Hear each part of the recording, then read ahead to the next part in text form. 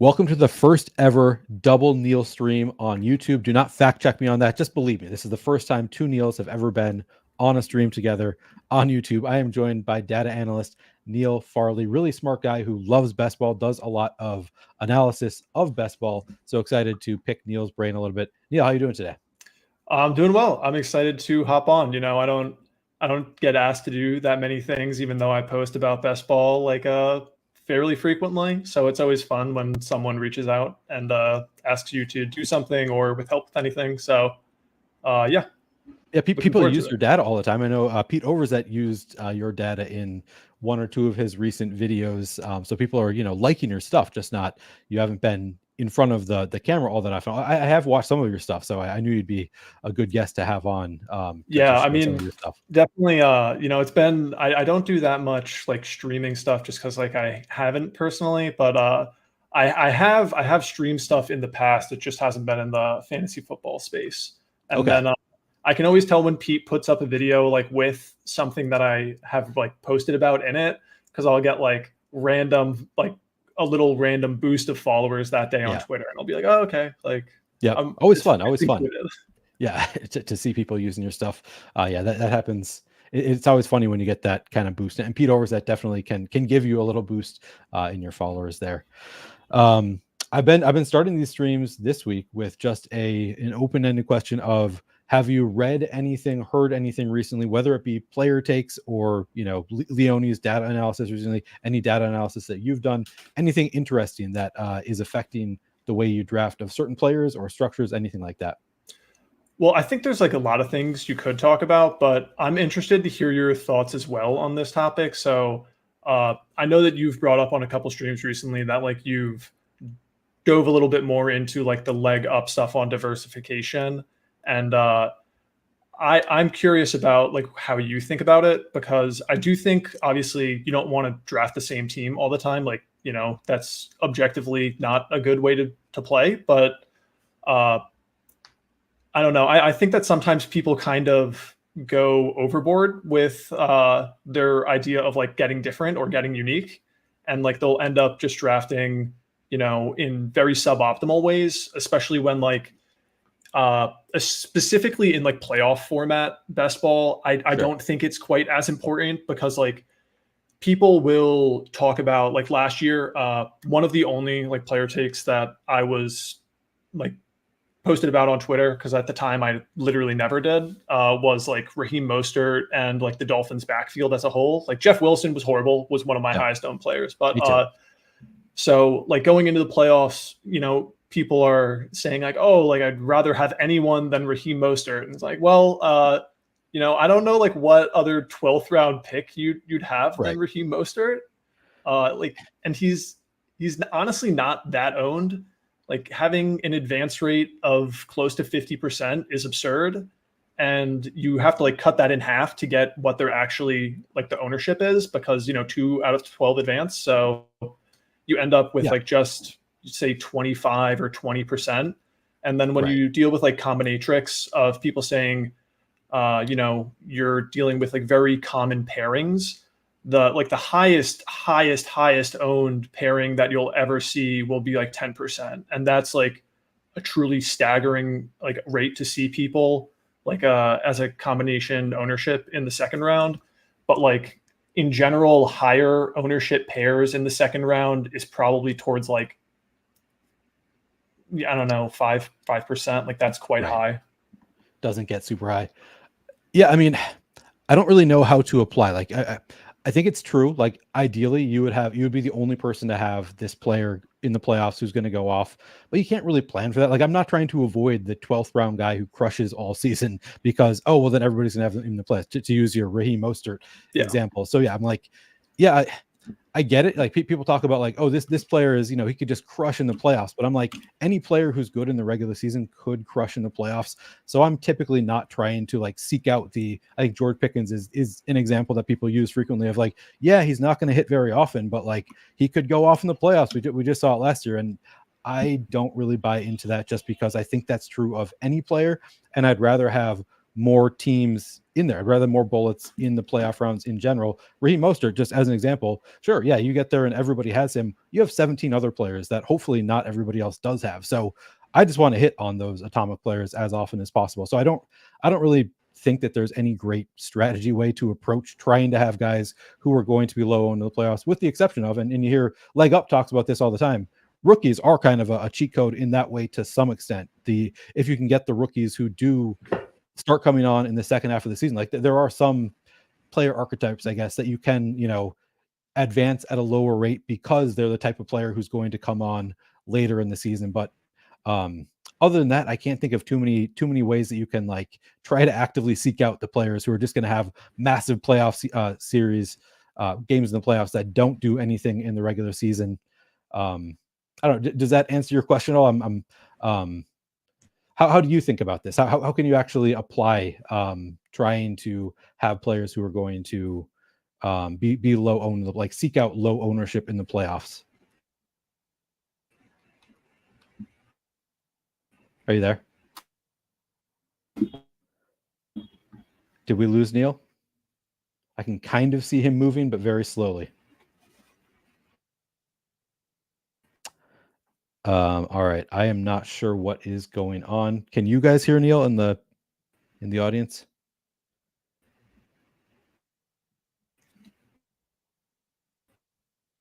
I think that Neil's having connection issues. I can see his face moving a little bit. Can anybody else weigh in?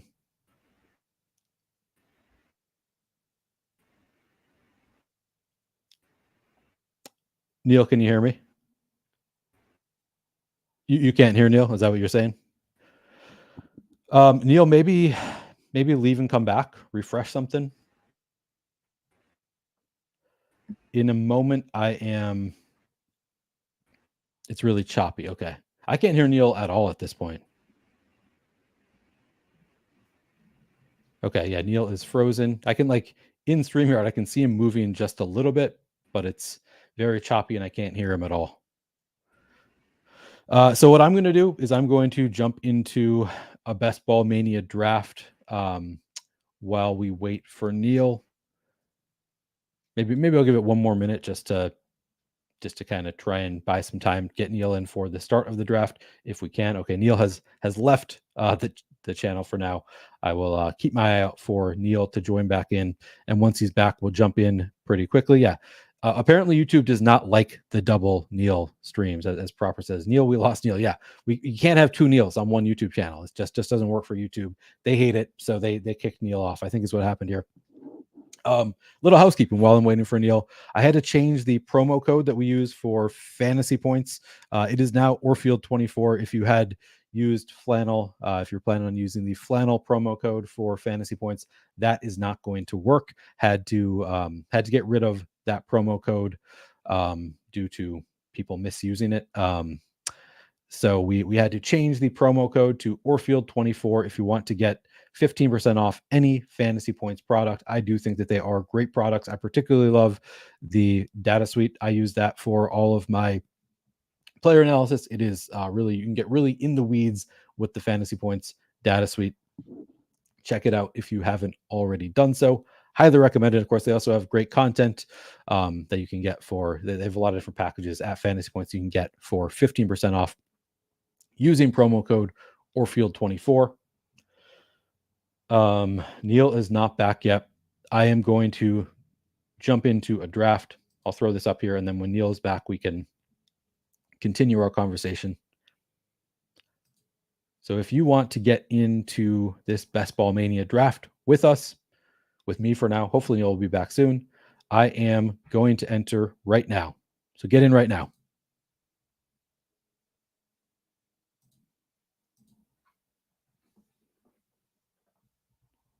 All right, good. We have plenty of spots left, only half filled. So you guys, if you want to come and draft with us, you should be able.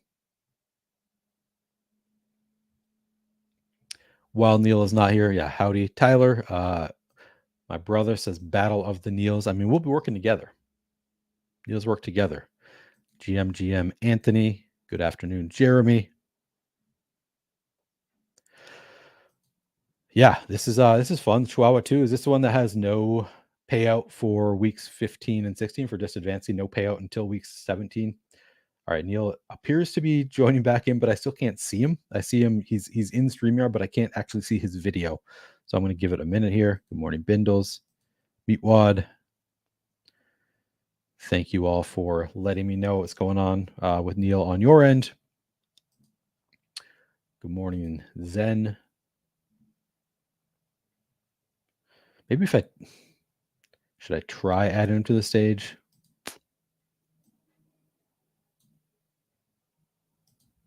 There he is. Neil, can you hear me? Testing. Can you hear me, Neil? I don't think he can hear me. I can see him. He looks clear now, right? All right, he left again.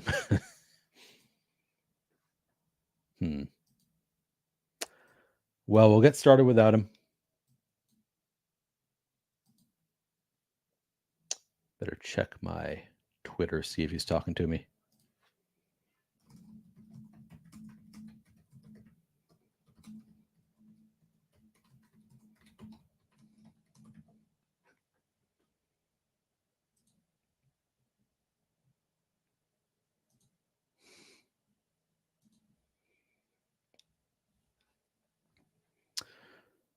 All right.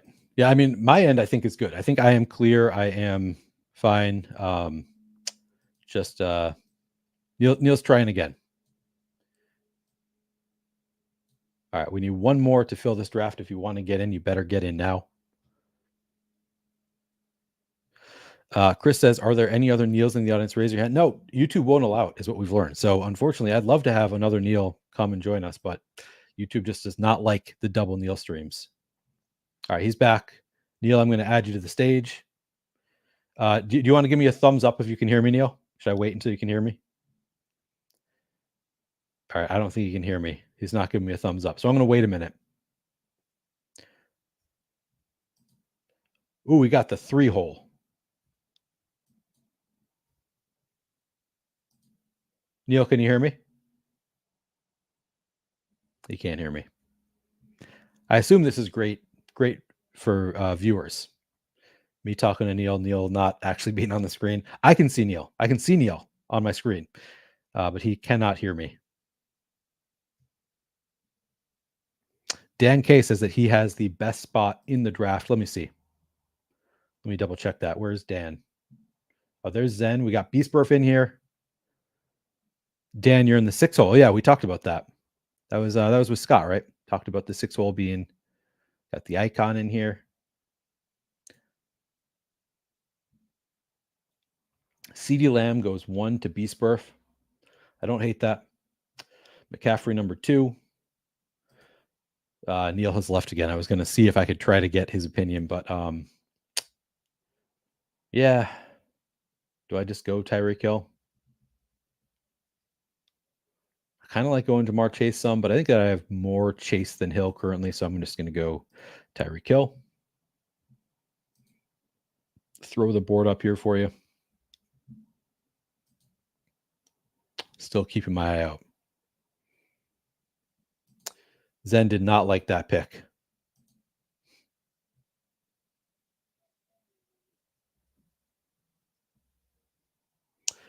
Sorry to hear it. Star Kindler. Maybe if someone jumps, it will counteract the Neils. If someone jumps. Sorry, Jeremy. Wait, which one are you, Jeremy? All right, so Zen got McCaffrey at the 2. So Zen, did you want CD Lamb? Is that why you're calling? I assume you're calling Beastburf a jerk. Maybe you're calling me a jerk. I guess I don't know. Oh, the icon. Are you the icon? Jeremy? That's right. Okay. Yep, 12-hole. Not the best. All right, yeah.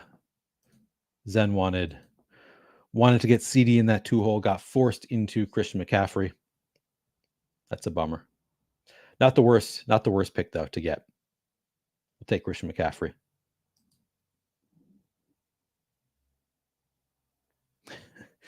Oh, He says, I really am a jerk. Did you know that he wanted CD? Is that why you took CD? Was that in the chat somewhere?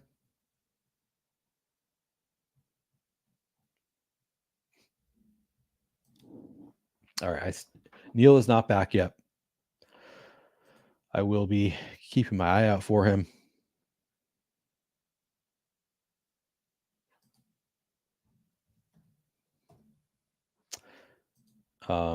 In the meantime, I might have another special guest joining us.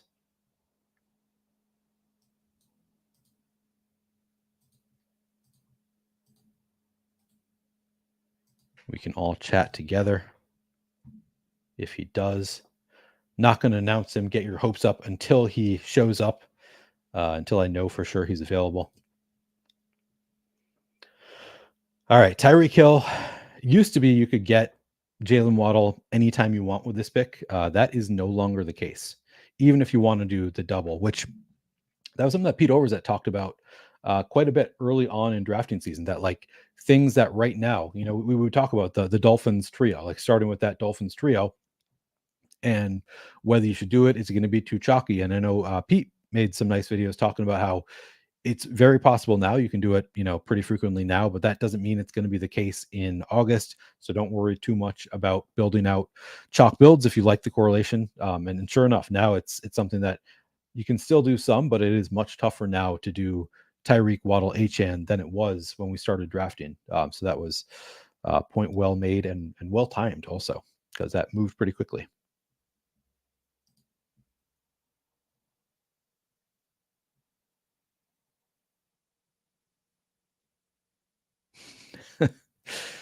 Apparently he's just a jerk. Yeah. Screw you, Beastburf. Taking CD Lamb. Jalen Waddle goes. All right. Do I go Debo here? Devonta Smith moving up quite a bit.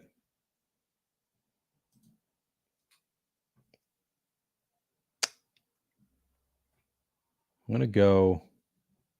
Yeah, I'm just going to go Debo. He's top of the board. He's not making it back to round 3.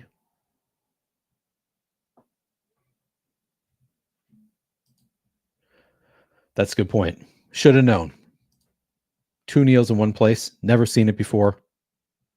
Not going to work out.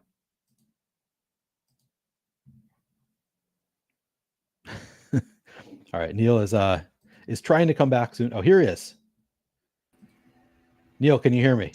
Hey, sorry. Just have to fix my audio. Okay. I can hear you. Oh no. Okay, hang on. We're gonna do 3 guesses on this one. All right. Let me see if I might have to switch up the.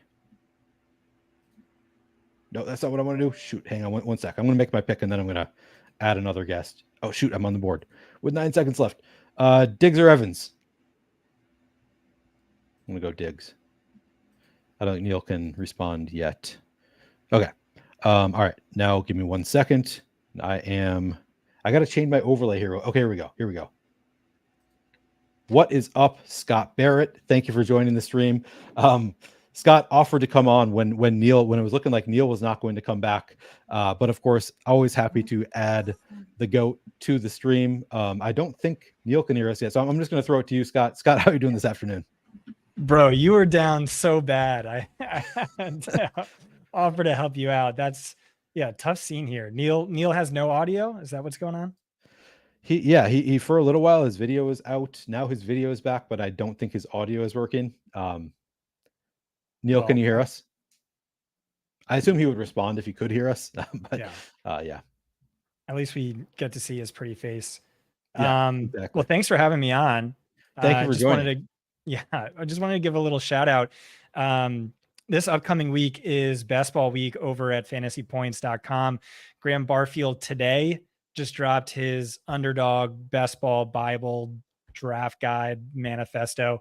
It is phenomenal. It is legitimately one of the best articles we've ever put on the site. Make sure you check that out. Ryan Heath and I are tag teaming a series of articles looking at the best values on Underdog.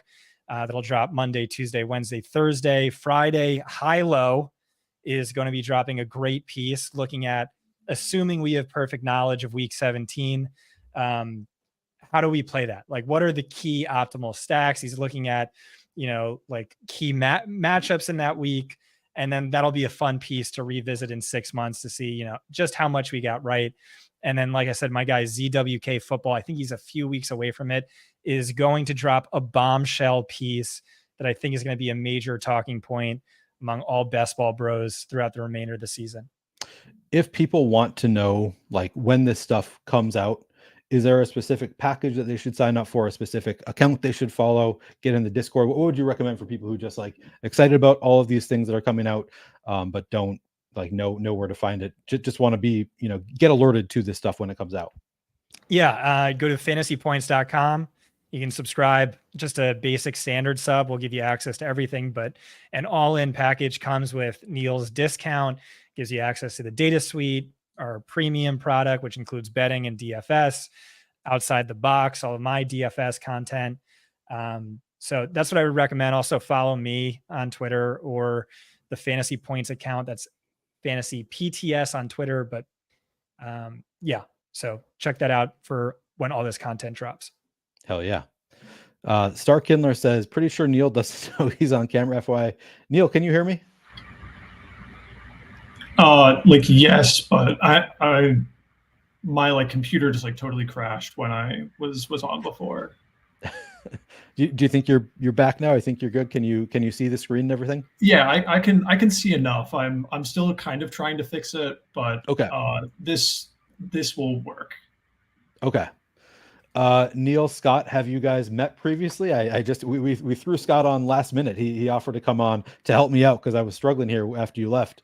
Have you guys met? I know you said you liked people helping you make the decisions, and then I immediately left as we got into the stream. Yeah.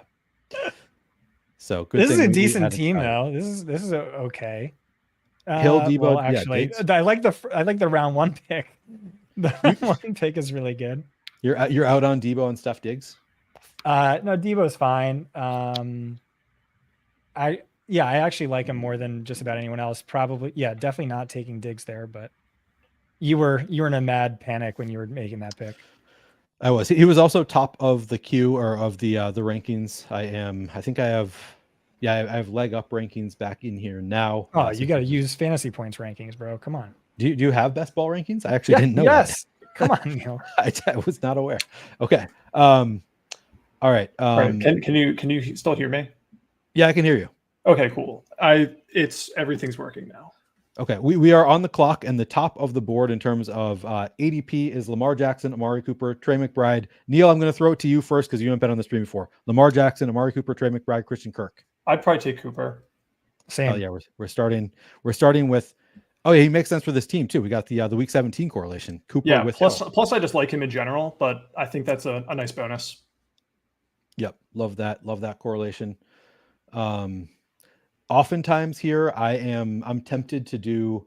Wait, is he even here? Mark Andrews isn't even here. Never mind. I was going to say, I'm often tempted to do Mark Andrews there and push it, but I think that would have made sense if he was available. Yeah, right. But without him, I'd rather just go with Cooper personally than over like Lamar. All right.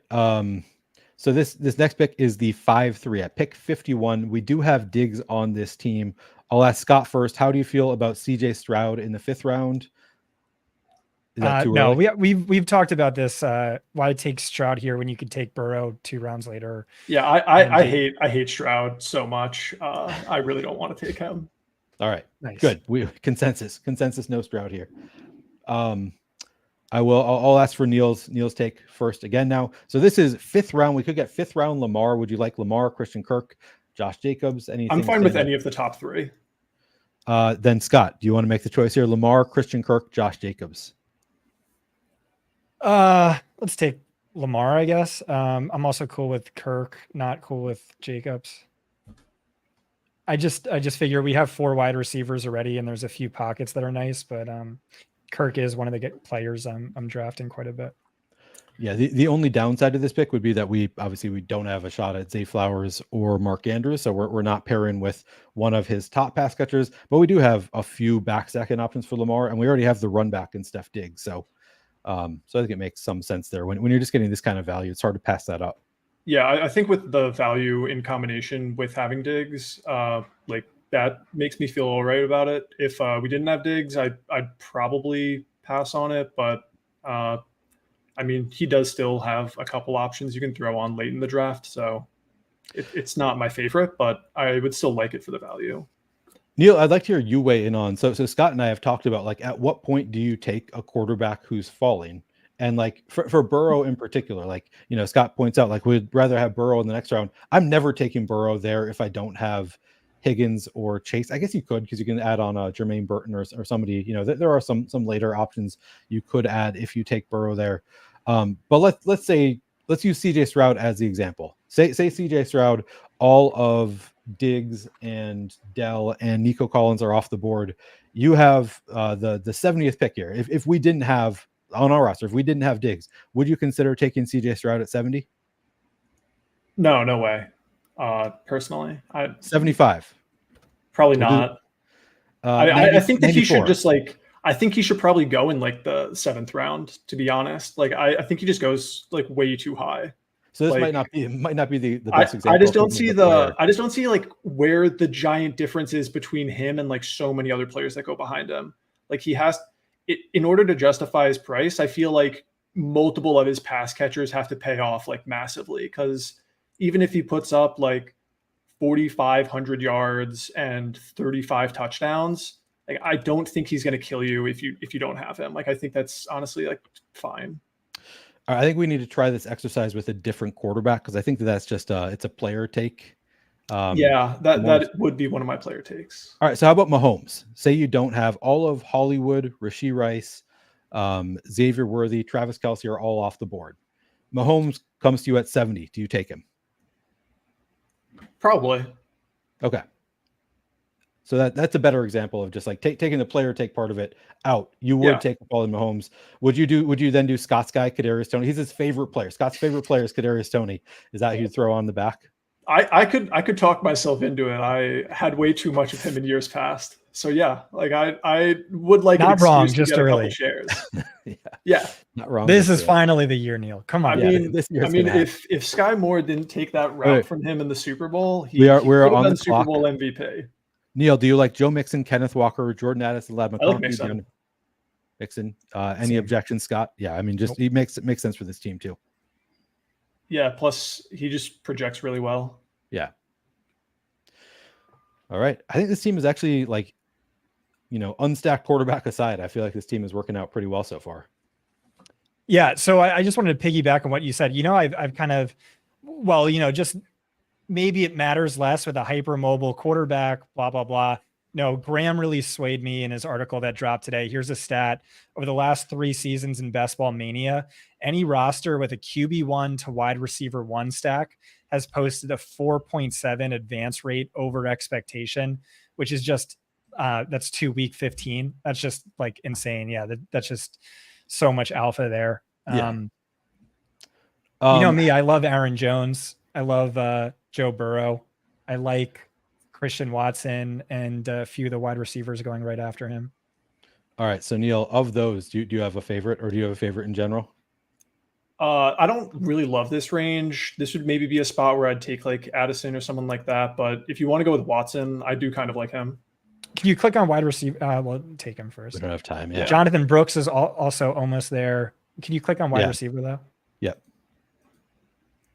So this is by ADP. So it's Addison, Jameson, Williams. Man, this is a weak wide receiver. I guess we could have taken Ladd McConkey there. This just gets into a brutal range, like right after this. So from my memory, this was like a great range, but maybe they took my guys. I hadn't drafted a lot of like main slate stuff in the last like month or so, and drafted my first like BBM team in a while last weekend. And I feel like Hopkins, like Watson, a number of other players have kind of got pushed up like almost an entire round, which Like the back end of the 7th, I thought still had like players that you felt good about. I don't necessarily know like how meaningful the difference is really to the next tier that you get, but anecdotally, you felt better about it. So what I was looking at was ADP Deontay, wide receiver 45, Watson 46, Rashee Rice 47. I know Hopkins is somewhere around there, but I guess to your point, moving upwards. Deontay is like absolute. Yeah, Deontay went way early. I mean, you can see the board here. Yeah, they all flew off the board before. Is PumaCon one of your loyal followers? Because he might remember from previous streams my Deontay love. The name sounds sort of familiar to me. But yeah, that is Theacon's in here. Yep, Theacon is in. I like that you call him Theacon. I'm just leaning into calling him Theacon. We do have several people in here that are, Zen is in chat. Beastburf is in chat. I'm not sure if PumaCon is. Let us know if you're in here, PumaCon. I think Aaron Jones is a smash value, and it's crazy he's still not off the board. So. Well, I do disagree with you on one of the player takes you mentioned before. I think Josh Jacobs is a good pick in the 5th. In the 5th. I mean, I'd take him in the 4th too if he went there, but like he keeps falling, so I'll just let him go to the 5th and take him there. I mean, I get it. I just don't see when Mixon's there in 6, Jones is there in 7, late 7. Jesus, Ramondre early 8. So just horrifically inefficient last season. The team moved on from him, which is typically a signal that he's losing some of his ability. It's an offense that's historically very much a committee backfield. The hype and buzz on Marshawn Lloyd is like out of control. But the team themselves are saying like, oh, he's our new Aaron Jones. We love him in the passing game, blah, blah, blah. So I just see a little bit more risk than reward with that pick, but I want to hear and Jonathan Brooks, my God. I mean, I get where you're coming from with that. At the same time, it's like, people are saying like, oh, this is like always a split backfield, which like, sure, maybe it is still going to be like rather split. Like, I mean, he's not going to be getting like a Kyron workload from last year or CMC. Like no one's going to expect that.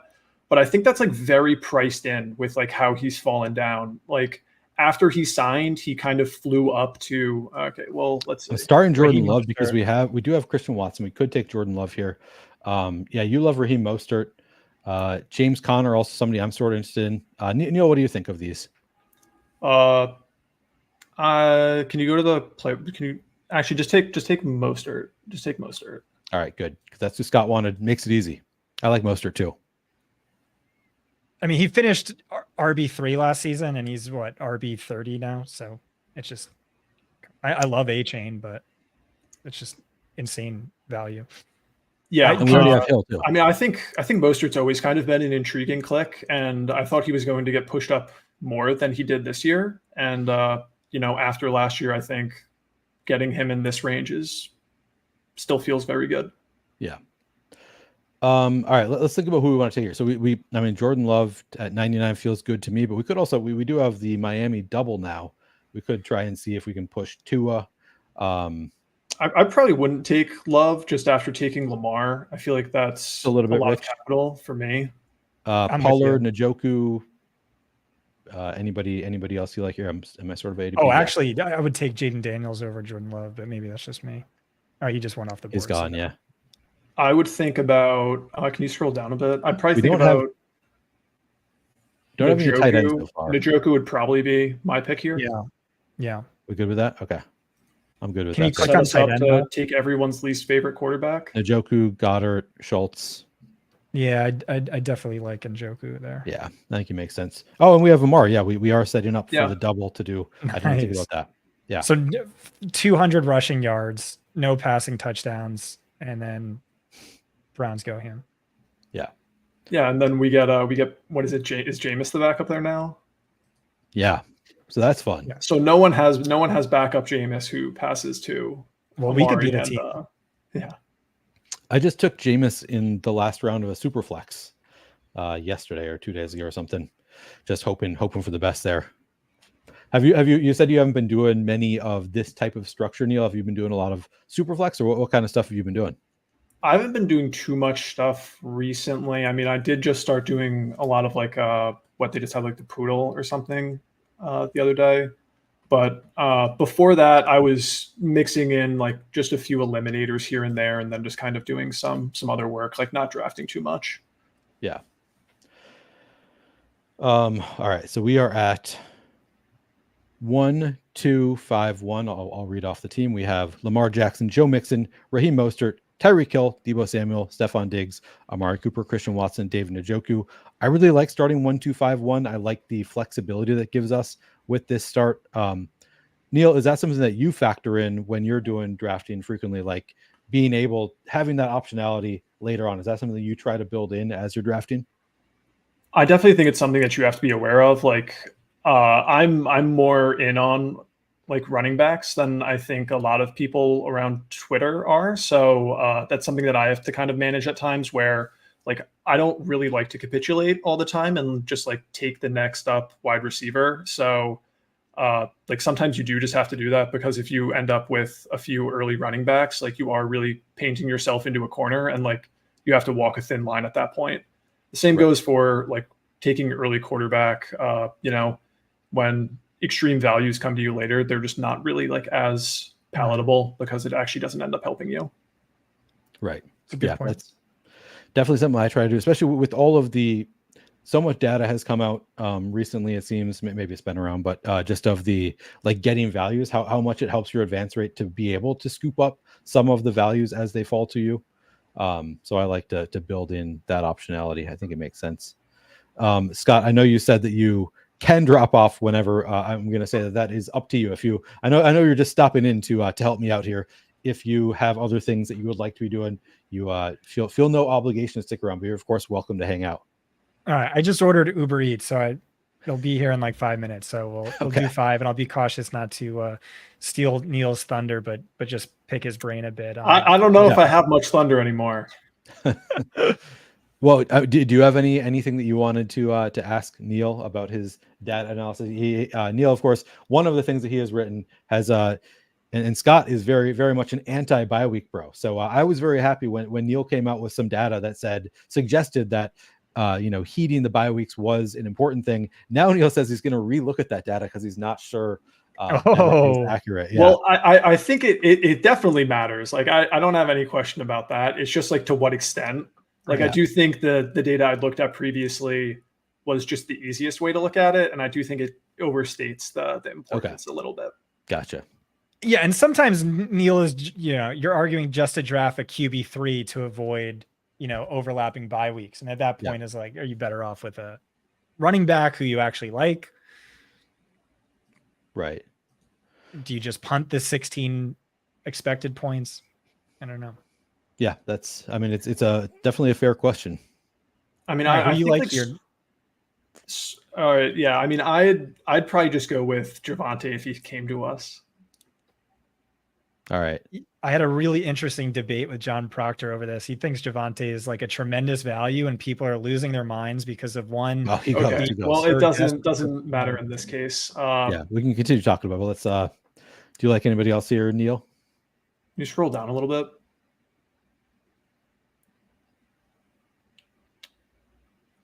Josh Downs. Honestly, not that much. I feel like someone else wants to. We have Tua queued up. You can go Goddard just for the. If you I'd be fine with that. Shoot, I think I just. Right there. No, I didn't. It's. All right. This is a sloppy stream from you, Neil. This is not my. I don't hate Tua here, so it's not the end of the world. But yeah, that was. You calling him Neil it does throw me off a little bit. It's like weird when I watch your streams and someone refers to you, I'm always like I sit upright. I pay attention for a second. Yeah. Can you finish your thoughts on what you were saying about? Let's make the pick first and then finish your thoughts. Oh, I thought that's right. We're on the turn. Yeah, we get a second pick here. Gus Edwards, Blake Corum, Austin Eckler. Gus is fine. Yeah, I mean, I'd probably go Gus even after the injury news. I just don't like the other people around here that much. All right, I'm good with Gus. I will say, like, not a great couple days for my higher exposure players, with Gus and Juwan Johnson both coming up with injuries, and those being like the only two people. Yep, me too. I'm definitely high on both of them. Now, sorry, we had to interrupt Neil's thoughts, and I forget what we were even talking about. It was bye weeks. It's just like a lot of people will think that, a small amount of points like don't matter. Like, oh, so many people get injured during the season. Like what are the odds that 10 points makes a difference to me advancing? And like it's fairly frequent that actually is the difference between a team advancing and not. And then, people will come back at you when you say like it's not good to, sacrifice the bye week and be like, oh, but like if I just take like one quarterback and it's Josh Allen and he has one of the best seasons ever, like then it doesn't matter because my team is so good. Like, I mean, maybe, but I think specifically in that case, that's also bad for the playoffs. But it's still like you can't bank on the best seasons like ever coming to you. And even if you do get that, the rest of your team might be slightly lackluster until the playoffs. Like those points do matter a fair amount. Like I don't know. I would guess if you knocked like 20 points off of like all of your teams, you'd probably advance like 20%, 25. Well, it's not that you're just knocking 20 points off. You're like knocking known 20 points. Right. But like what if Yeah. No, for sure. It's not like a given that as well. Like I mean, there's also cases where, you take a bad quarterback, maybe they end up getting benched, maybe they put up like 7 points. Like you're not guaranteed to lose 20 points. I was just saying like theoretically, if you lost 20 points, like how much does that move your advance rate? Like that is more of what I was going to mention there, but I agree. You're definitely not like guaranteeing that you're getting 20 points more or that you're even getting more points. It's all about like barrier to entry at that point. So like the quarterback, if you take your first quarterback who does not have the bye week of the previous quarterbacks, the barrier to entry is 0 and the expectation is 16, 18 fantasy points, something like that. Whereas if you're taking a 9th wide receiver instead, your other 8 receivers should theoretically be better than this one. And like the barrier to entry is going to be higher for whichever wide receiver you're drafting as your 9th wide receiver, as opposed to that 3rd quarterback who is a different bye week than the 2 you have. Yeah, right? Exactly. Like it's not necessarily about like how many points did you score for the team. It's about like how many marginal points are you adding. So like given the team that you already have, like how many points are you actually adding to the like end of season final total? And right. Like if you're adding the quarterback, they're certainly expected to add more points.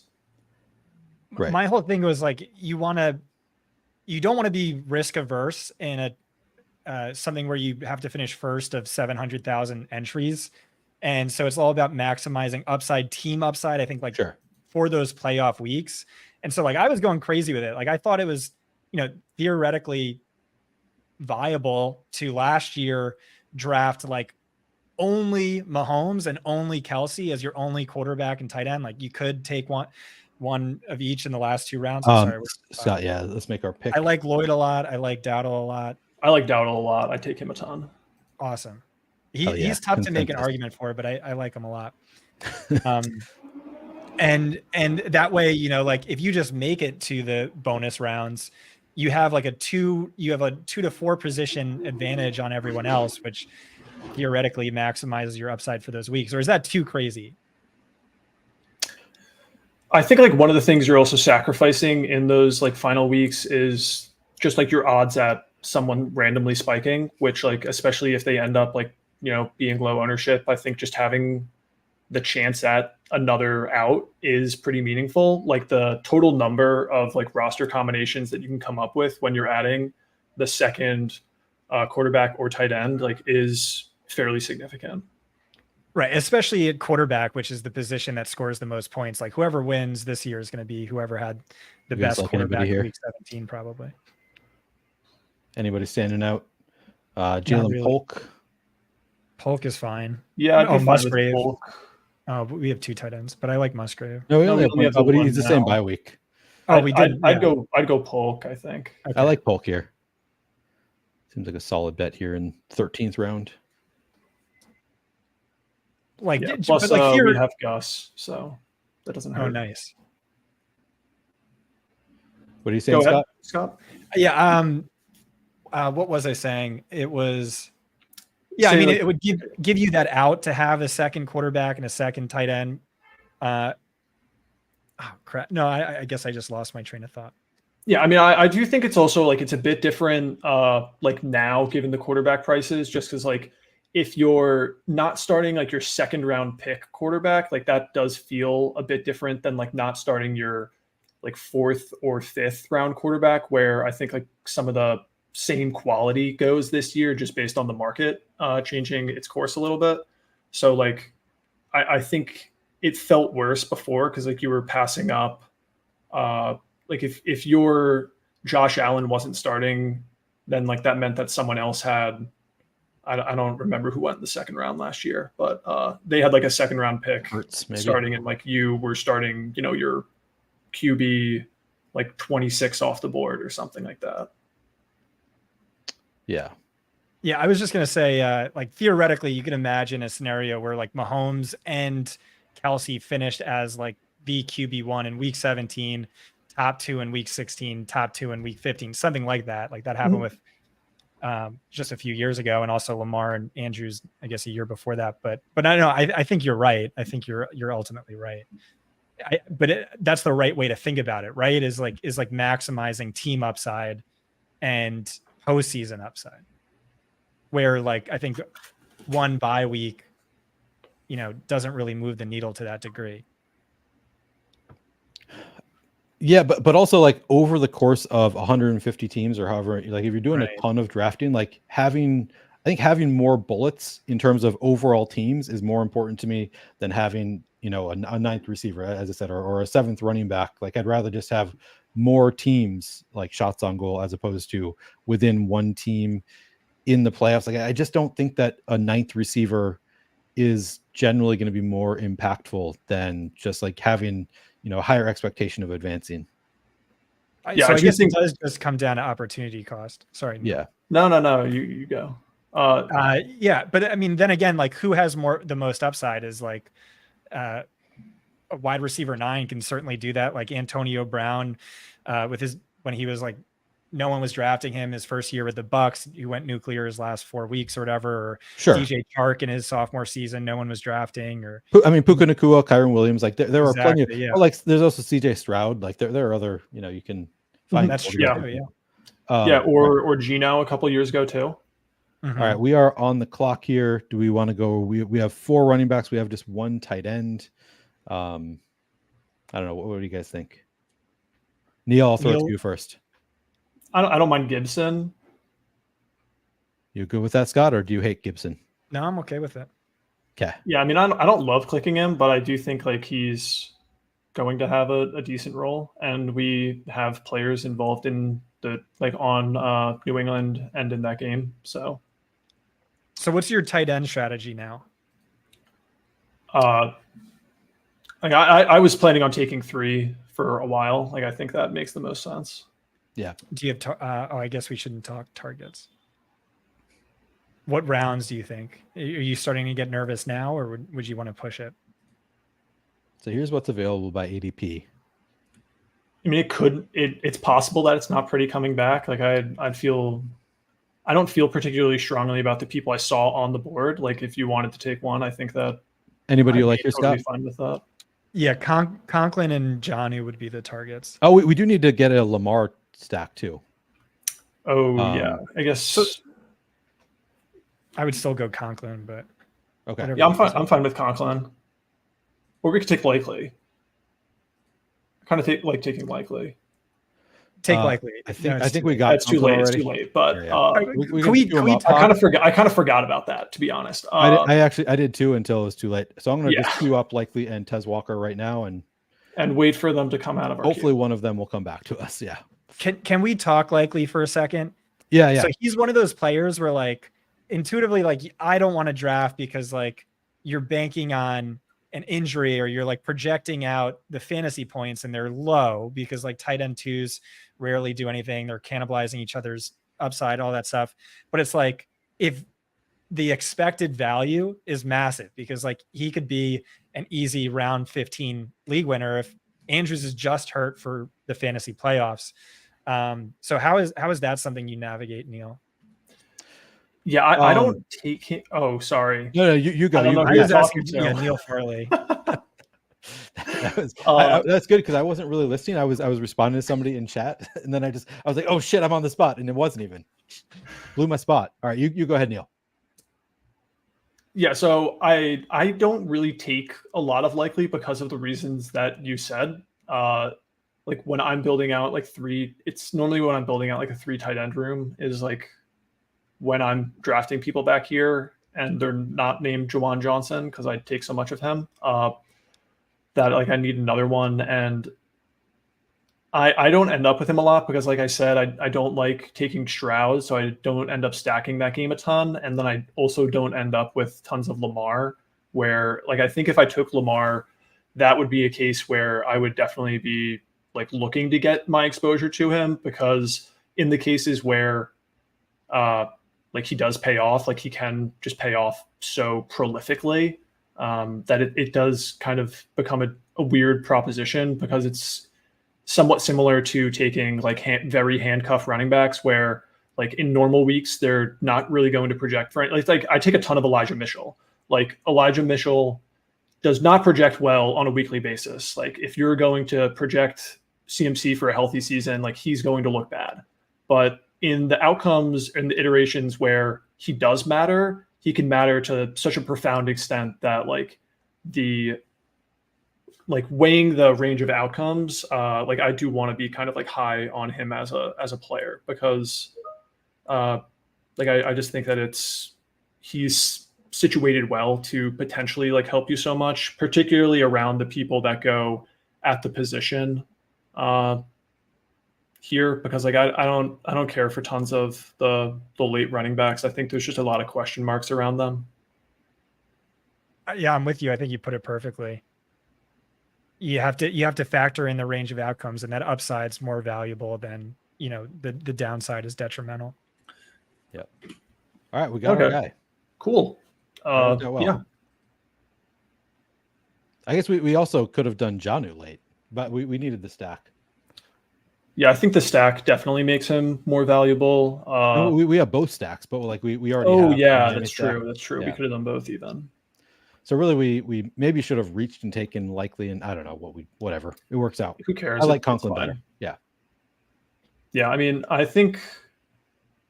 wonder how different our team would have looked if we actually had taken Goddard before. Oh yeah. I like getting likely here. I'm glad we didn't take Goddard before, to be honest. So, kudos to my geriatric fingers. Yeah, I don't know. I think it might have been your plan. Yeah, right. We maybe got sniped on Malik Washington, who would have been a stack. We did get stacked. Yeah, we could take OBJ and assume he's the. If I know you're the stacking. Yeah, we only have. I'm fine with either of these guys. Scott, who's your preference of these two? Devontae Walker. I might even just take Mitchell here, though. Personally. Scott, are you okay with that? Yeah, let's do. And then we can take whoever falls to us, because one of these is pretty likely to fall to us, I think. Yeah. I mean, I think like I don't know. I've seen OBJ go undrafted a lot, and I just don't like the running backs that come back, and I like being heavy on running backs. So I think that's a good call. Yeah, tremendous upside there. It's like, imagine McCaffrey retired tomorrow. Where would Elijah Mitchell rank by ADP? And it's just. Easy, I mean, you'd probably be taking him over Josh Jacobs in an instant. Scott would be. Actually, maybe I would be too. Would he go there? Like, do you think? I think he'd probably go above that. You think so? There was the James Conner Le'Veon Bell holdout year, where he immediately went from like round 19 to round 2. James Conner did. Yeah, when Le'Veon Bell held out and like no one took it that seriously, and they were still taking him top 3. That's funny. I forgot. There's also Kareem Hunt's rookie year. Spencer, that was wild. Achilles jumped to 8 rounds. Those were both like my must draft guys those years. So that was awesome. That worked out well. I remember taking like Kareem Hunt in like a home draft like after that, but still no one really knew who he was because he was a rookie, which was fun. And then he had that killer week 1. Oh yeah. I think he fumbled on his first carry in that game too. That's right. I remember seeing that and being like, oh fuck, like it's over. You guys have good memories. He was like so my must draft guy. I called him my Exodia because you just like pick him, you automatically win. It's a nerdy Yu-Gi-Oh reference, but like he just, and he paid off, and like people turn that into shirts, and that's just been a thing I do in my content. It's funny. I have at least one Exodia player every year. I've always understood your term Exodia, but did not know that it was a Yu-Gi-Oh reference. I just know it because of the context you use it in. Yeah. Neil, do you know what Yu-Gi-Oh is? I mean, I know what it is. Yeah. I never like was super into it, but yeah. Same. Me neither, but I have to clarify that. But okay. I have a friend who plays. It's cool if you were, I'm into nerdy shit. Judgment. It's like we're on this stream. I feel like this is nerdy. That's is true. Nerdy. Yeah. No, this is football. This is tough guy stuff. Yeah, exactly. There you go. Who's your favorite last round pick generally? Neil. Very, very weird. I feel like one that is weird that I do like to pick. I do like to pick Kendrick Bourne. I think he's a good pick. How do you try and intentionally prioritize players who are frequently going undrafted? Or maybe it's too early. Not too much at this point. I think like it very much depends on the tournament that you're operating within. Because like when you're doing time box tournaments, I think like that is stuff that you can think about. But when you're like, if I'm drafting a BBM team, I don't care. What's a time box tournament? Just like something that fills within like, like a week or something. Because then we're not battling with drafters at the end of the season. Mm-hmm. So like the puppy 2, when they throw that out and it fills up in 3 days. Because like I can have like if we end up like learning more information about like say Audric Estime just went in this round, like if we end up learning like more information like Audric Estime is like definitely involved in this Denver backfield, then instead of being like the risky pick that I took in the 18th round, maybe he ends up like going up a little bit, but he's still presumed to be like the number 2, but he ends up being like quite owned because of that. Like, I don't want to bite off that risk when my upside is not necessarily like as high as in a time box tournament. He'll still be like 5% owned or something, Yeah, this is what I'm saying to Neil. Like, I'm not going to max enter this. I'm not even going to draft a single team until the first week of September. I'm going to draft like 25, 30 and not really worry about like spreading out ownership to players. It's just, that seems like the most optimal time to draft. You have the most information. That's when the softest competition is out. And so, being mindful of that, I think is really important. The only exception I can think of was the Tyreek year where everyone assumed he was going to get suspended and he fell to like round 9 and then no suspension. He jumped up to round 2 and everyone's like, well, it's impossible to win now. And I think someone won it anyway. Yeah, I mean, like maybe some people think that that's like the Rashee Rice proposition this year. Mm-hmm. Could be. I like Rice. All right, we finished the draft. So I'll read off the team. Quarterback, we have Lamar Jackson and Tua. Running back, we have Joe Mixon, Raheem Mostert, Gus Edwards, Rico Dowdle, Antonio Gibson, and Eli Mitchell. At wide receiver, we have Tyreek Hill, Deebo Samuel, Stephon Diggs, Amari Cooper, Christian Watson, Jalen Polk, OBJ. At tight end, we have David Njoku, Tyler Conklin, Isaiah Likely. So we do end up with a single stack for Lamar with Isaiah Likely. We have Steph Diggs on the comeback along with Joe Mixon. We also have Tua paired with Raheem Mostert and Tyreek Hill. We have Amari Cooper coming back along with David Njoku. So we have really nice week 17 correlation, really nice correlation within the teams. Neil, I'll throw it to you first. How do you feel about this team?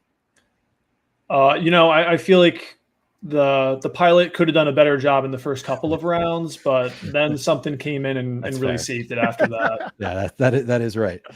But at the end of the day, it turned out okay because of my saviors coming in and picking all the right plays for me. I'll give you that you messed up the Goddard pick, which was good. Yeah. That was your best. The best thing I did. Screwed up the Goddard pick. Yeah, worked out well. Scott, any feedback on this team? How do you feel? No, I'm gonna hop off. Neil, it was a pleasure to meet you. Big fan of the work you're doing. And I'll see you guys later. Okay, go follow him at Scott Barrett DFB. Go join Fantasy Points Discord, and I'll throw the branding back up here for me and Neil before we get into our next draft. Neil, I feel like we got cut off in our conversation before the show. Yeah, honestly, I don't think I caught like any of what you said really. My computer just started having like a meltdown, so that's fun. Good because I didn't feel like I said anything all that great anyway. I was like, I'm not sure if I'm taking this the right direction. And then I went back to you like, hey, so is this kind of what you're asking? And then you weren't there, so it you know, was not the smoothest start to this stream. But you were asking about, or you were asking my opinion on. So I was just like curious about like your thoughts around some like diversification and like how to get different and like how valuable that is, because Right. I do think it varies significantly depending on the tournament. I mean, you can see this stuff like written about in like Leg Up's article by Sacrilegious, which like I thought was by far like the most interesting article in that series. And I think that he touched on it really well, you know, saying that the the sprint is where it's probably like most important, or like maybe in the marathon as well. But comparing that to like a typical underdog tournament of like the playoffs being singular weeks with pods, like I do think it's just not nearly as valuable in that sort of format because of the randomness, and like you're not competing against everyone at once. So it's just like a very, very different idea. Yeah. I mean, in this tournament, you could draft, 20 different Jalen Hurts, AJ Brown stacks with Jake Ferguson as your tight end. Maybe Jake Ferguson, Dallas Goedert, like clump your players together. Maybe you're still lucky to get one to the finals because of the way this tournament works. So you can draft a bunch of really similar teams, and it's still hard to get teams to the finals. So I think that is right. That it's you don't have to worry that much about it in a contest like this. If you are really sold on your like player takes, like obviously for people like me, like I don't have that strong of player takes. So I like to build out a diverse portfolio, kind of lean on my structural advantage that I think I have, as opposed to just building out the same stacks over and over. But yeah, I think that you're right that it isn't like the end of the world to draft, several teams that are somewhat similar. Because of the way the structure works, you're going to get most of them knocked out. You're lucky to get a team to the final, even if you max it out. So yeah, I think that is a point well taken. Yeah, and then also it's just like having like I go back to like some of the data that I have like looked at and stuff where like CD Lamb advanced, I want to say like 45% of the time, and he was out of like all bigrams in terms of like if you look at like who's drafted with who the most frequently, the most common pairing last year was Dak with CD. So like even though CD advanced at like such a ridiculously high rate and he had Dak paired with him so frequently, like they still don't actually end up making up like a enormous percentage of the field that you're competing against, just because like a lot of those teams still don't advance, and like two teams advance from each pod. So it's not like it's only the top team that advances, which, does cut a lot of that ownership down significantly.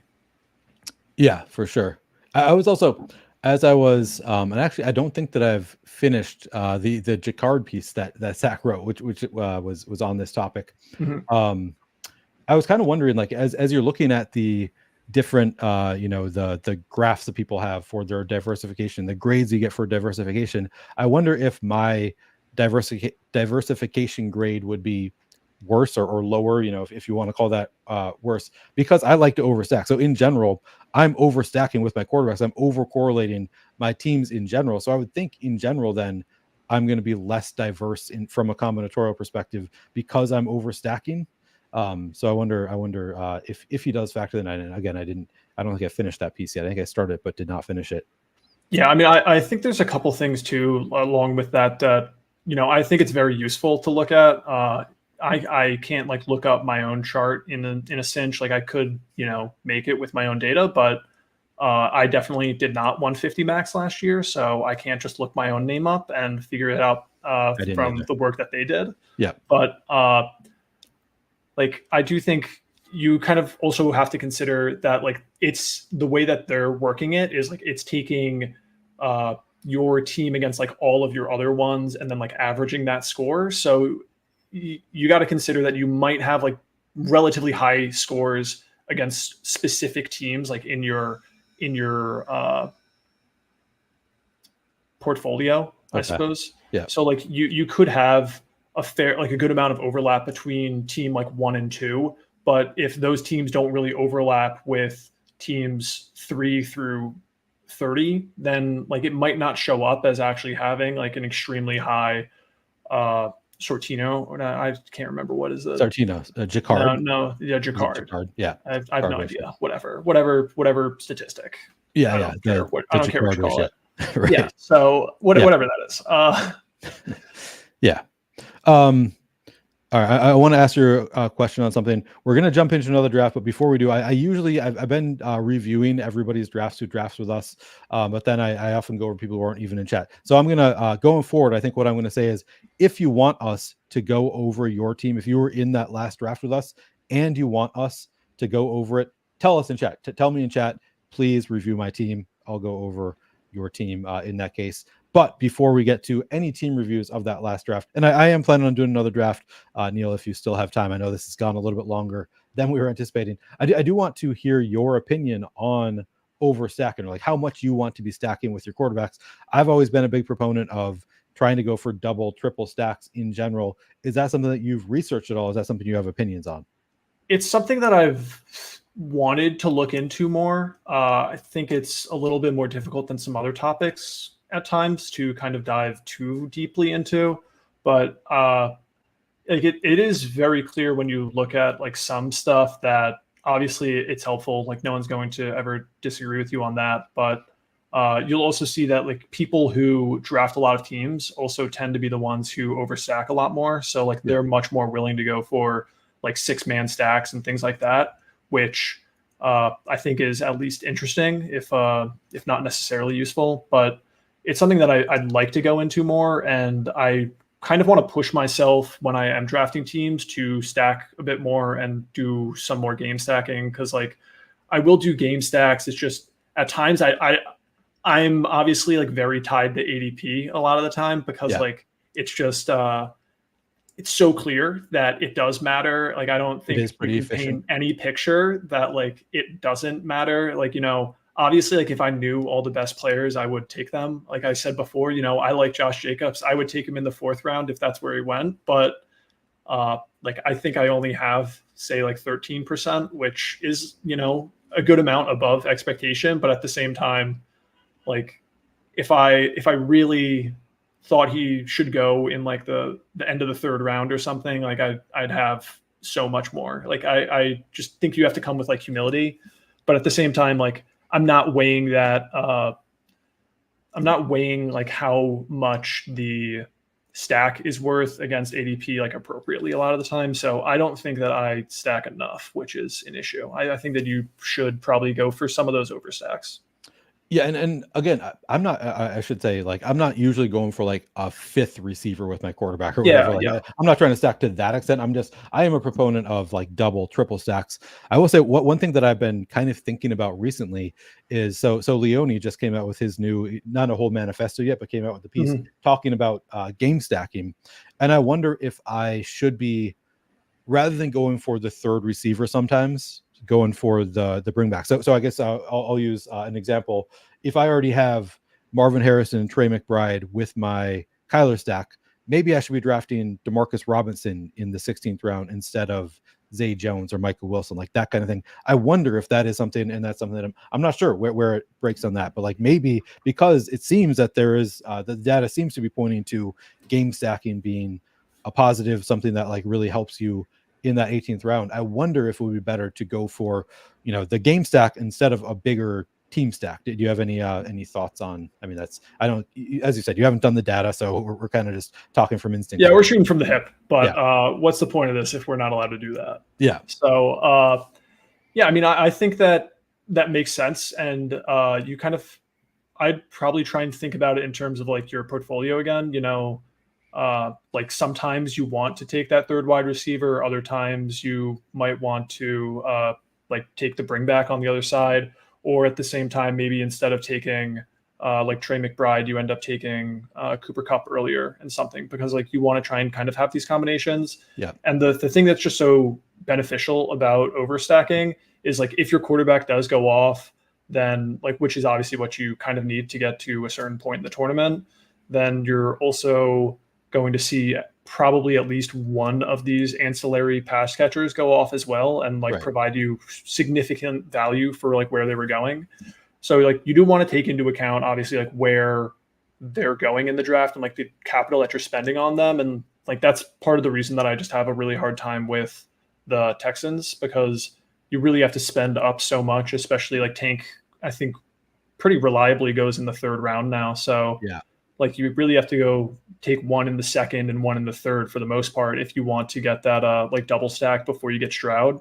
And that's just too difficult for me to bet that hard on like 3 of my early round picks, like all trying to hit my lineup and outperform their expectations this year. Yep. Yeah, it is a tough click. I've done some of it, but I did more of it, thankfully, early on when you could get Dell and Stroud kind of at the 4-5 turn. Now it's like Dell has moved up. So like you said, it's just harder now than it was in early drafting season. Yeah, I mean, it's kind of it's been like a push and pull where you've seen Dell is rising up significantly, but also Stroud is falling down, as like I think more people realize that the value that he can provide, like it can be enormous in a single game, like for sure. But at the same time, a lot of these later quarterbacks still have that same upside because Stroud just doesn't really run. Like, I think I'd maybe project him for like 150, 160, like rushing yards in the whole season. Under 10 a game. Yeah. Like, I've posted that I think that like Trevor Lawrence is a very similar bet. Like I'd take Stroud over him. Like I think Stroud has a better top range of outcomes, but at the same time, like it's pretty meaningful that Lawrence will probably rush for, around 2 times as many yards as him, and, probably throw in a couple more touchdowns at the same time. So like he may throw for 400 less yards, but like he can make that up in other ways, and you're paying so much less for him that like I just have a hard time. I've drafted a lot of Trevor Lawrence, so I'm glad to hear you say that. All right, we got a few people who want us to review their draft, so we will do that and then jump into another. Just a lot of people joined chat while we were having some chaos here with Neil's stream going out. Scott joining, so we had 3-person panel. But appreciate all of you joining us. I'll shout out one name that I recognize here, and I thought, why do I recognize this name? It's because this is the channel that I had seen you on previously, or I think the only channel that I've seen you on previously. Maybe there have been 2. But good to see you, Fantasy. Yeah, no, he, not many people go through enough trouble to get my email to email me, so nice. I will respond. Nice, that's awesome, and appreciate you all being here. Yeah, a lot of good comments here, good questions. Appreciate you all. We are just going to get in, and appreciate this reminder from Zen. Please do like the video and subscribe to the channel if you haven't already. And so I'm trying to grow the channel. I haven't put the banner up here yet. I'm going to pull up the teams up, because we did have a couple people. B-Spurf is in here, said that we should he'd like us, if we have time, to look at his team. Dan said we can take a look at his team, so we will look at those 2. If anybody else wants us to look at yours, let me know. Yeah, I've got time to kill, so okay. I really hope I dislike one of these teams, but we'll see. Oh, hell yeah, let's hate on one of these teams. B-Spurf, we're going to hate on your team. All right, he goes Dak Prescott, Geno Smith at quarterback. At running back, he has Kenneth Walker, James Conner, Marshawn Lloyd, Ty Chandler, Bucky Irving, and Deontay Foreman. Wide receiver, he has CeeDee Lamb, Devonta Smith, DK Metcalf, Keenan Allen, JSN, Brandon Cooks, Malik Washington, Jalen Tolbert. And at tight end, he has Trey McBride and Dallas Goedert. So correlation perspective, he has Dak with CeeDee receivers, yeah, and Brandon Cooks and Jalen Tolbert. He has Dallas Goedert bring back along with Devonta Smith. So very correlated on that one for week 17. He also has Geno Smith with Kenneth Walker and DK Metcalf and JSN. And Seattle is playing Chicago. Does he have any Bears? He has Keenan Allen on the comeback. So very well correlated team. I'll let you do the hating on this one, Neil, because I think I like. I didn't necessarily say that I was going to hate on this one initially, but that. I was trying to pigeonhole you into the hater role. I'm good cop, you're bad cop. I do enjoy like my natural inclination is to disagree with people, and my family hates it, but I think it can be interesting for stuff like this. Can you scroll back down to the receivers for a second? Yep. Yeah, I mean, he certainly spent more at receiver than I would have. Like I personally, like, I think it's a good team. Like, I think the correlation and everything makes sense. Like, it's fun to get all of that stuff going in the same direction and make those concentrated bets like we were just talking about. And like, you know, having multiple stacking options, I do think is the best way to play pretty much any quarterback. It doesn't really matter who they are, even if they run a lot. Yeah. But like, I'd probably throw another bullet at running back. You know, it's like we're taking Walker and Connor as kind of like givens for giving you that early season production along with Foreman. But I don't know. I think there's, you know, a lot of outcomes where Foreman doesn't end up doing all that much. Bucky Irving is just kind of some rando that we once used to draft. And like once we get past, I do like Lloyd and Chandler a lot, though. I think like that's kind of the end of the range for me, where I think like they have a very good shot at least having like a decent role. I think like after that point, you kind of just get into more like buckshot of like, who knows kind of what we're going to get with this. Yeah. I actually do quite like the team, but I probably would have just personally, you know, not taken like Malik Washington and taken another running back, but could have let Malik Washington fall to us. I mean, it's really nice stacking. Beastworth did tell us that he's just a dick. Zen called him a dick right away, so we're just we're leaning into it. You should have let us. Okay. Yeah, I mean, in that case, then this team fucking sucks. Fucking sucks. No, I actually really like that team. Sounds like you do too. Zen said, yeah, sure, why not? So let's take a look at Zen's team. He has Jaden Daniels, Will Levis, and Aiden. Well, I'll tell you, I wouldn't have drafted Aiden O'Connell, but so I over the past 24 hours have gone from like, why the hell would you draft Aiden O'Connell, to somebody in my Discord pointed out like he was actually pretty good last year. Like he's a good story. And then I heard I think Corain talking about him also. Like, if you look at the stats from last year, like he was actually really good, had a couple spike weeks later on. And I looked it up on just like Google searched his name, and it was like, yeah, there's a real competition there for the start. Yeah. Dan says he thinks AOC is going to be the starter. So I'm like, I mean, I do think you gotta take a second to realize that your bull case is he might be the starter on the Raiders. True. Like, I don't necessarily think that this is like the best case to be made for the guy. Like, yeah, I think he could be the starter as well, but yeah, we got a lot of people in chat who are team AOC here, so they actually believe in the talent. Okay, yeah. Here's an opinion that I don't think I know a lot of people really hate. I think Daniel Jones is actually like a pretty decent pick. I don't know who else is on your team, so like you could have a bunch of Raiders and been like, oh, you know, I have like Adams and Bowers, like I should take a Raiders quarterback. In which case, like, sure, but. I like Daniel Jones. I think he offers pretty decent upside. So I haven't drafted a ton of Daniel Jones, and I feel like I might be just like doing the box score watching thing, or the like he burned me last year, so I'm like hesitant to draft him this year. I have not drafted a ton of Daniel Jones, but I do like it. Like we just saw it 2 years ago, like the upside that Daniel Jones could have. So I think you're probably right that he's probably a good last round pick. Probably something you need to work in a little bit more. I think I am doing the thing where it's just like, oh, he burnt me last year, but then at the same time I'm drafting Rashad Bateman again. So like, maybe I just need to buy in a little bit more to Daniel Jones. It's just I think part of it is just the you're not drafting that many quarterbacks. So like I'm typically doing 2 or max 3 quarterbacks on a team. So it's hard for me to risk it on a guy that I'm like, oh, I don't know, he might not be starting by the end of the year if they don't start off well. Which is probably not the best reasoning, because it's kind of true of, you know, any quarterback can get hurt, or I don't know. Yeah, I think let's pick that conversation back up. Yeah, but I'll one last thing I'll say about it right now is, you know, if you're not sure that he's going to be starting at the end of the year, there's no way you're sure that Aiden O'Connell is going to start at the end of the year either. Yeah, that's a good call out. This is Jones has an injury guarantee for next year that might cause him to get sat for the Yeah, playoff. I'm aware of this. Okay. We'll talk about it in a minute. Okay. Let's Okay. just go through this guy's team first. Yep. We'll go through. So Zen also here. Jaden Daniels, Will Levis, Aiden O'Connell. He has Christian McCaffrey, Devon Achan, Ty J. Spears, Kendra Miller, Zach Charbonnet, Tyler Algier, Malik Neighbors, Terry McLaurin, Xavier Worthy, DeAndre Dude, totally Hopkins, should have taken Jones. Rashi Rice, Jerry Judy, Luke McCaffrey, and then he has Brock Bowers and Ben Sinnott. So you think he should have taken in that final round Daniel Jones instead of AOC? I think so. He has Neighbors. I'd much rather have that. He does have Neighbors there. Like, Did Daniel Jones go in this draft? No, he was undrafted. Okay, so he could have taken. So you think Daniel Jones a better For bet me, than AOC? I mean, I can easily see, like, there's a million billion worlds where I'm wrong and like this doesn't work out. But like, given the information I have, that's where I would put my money. And you seem super thin at receiver.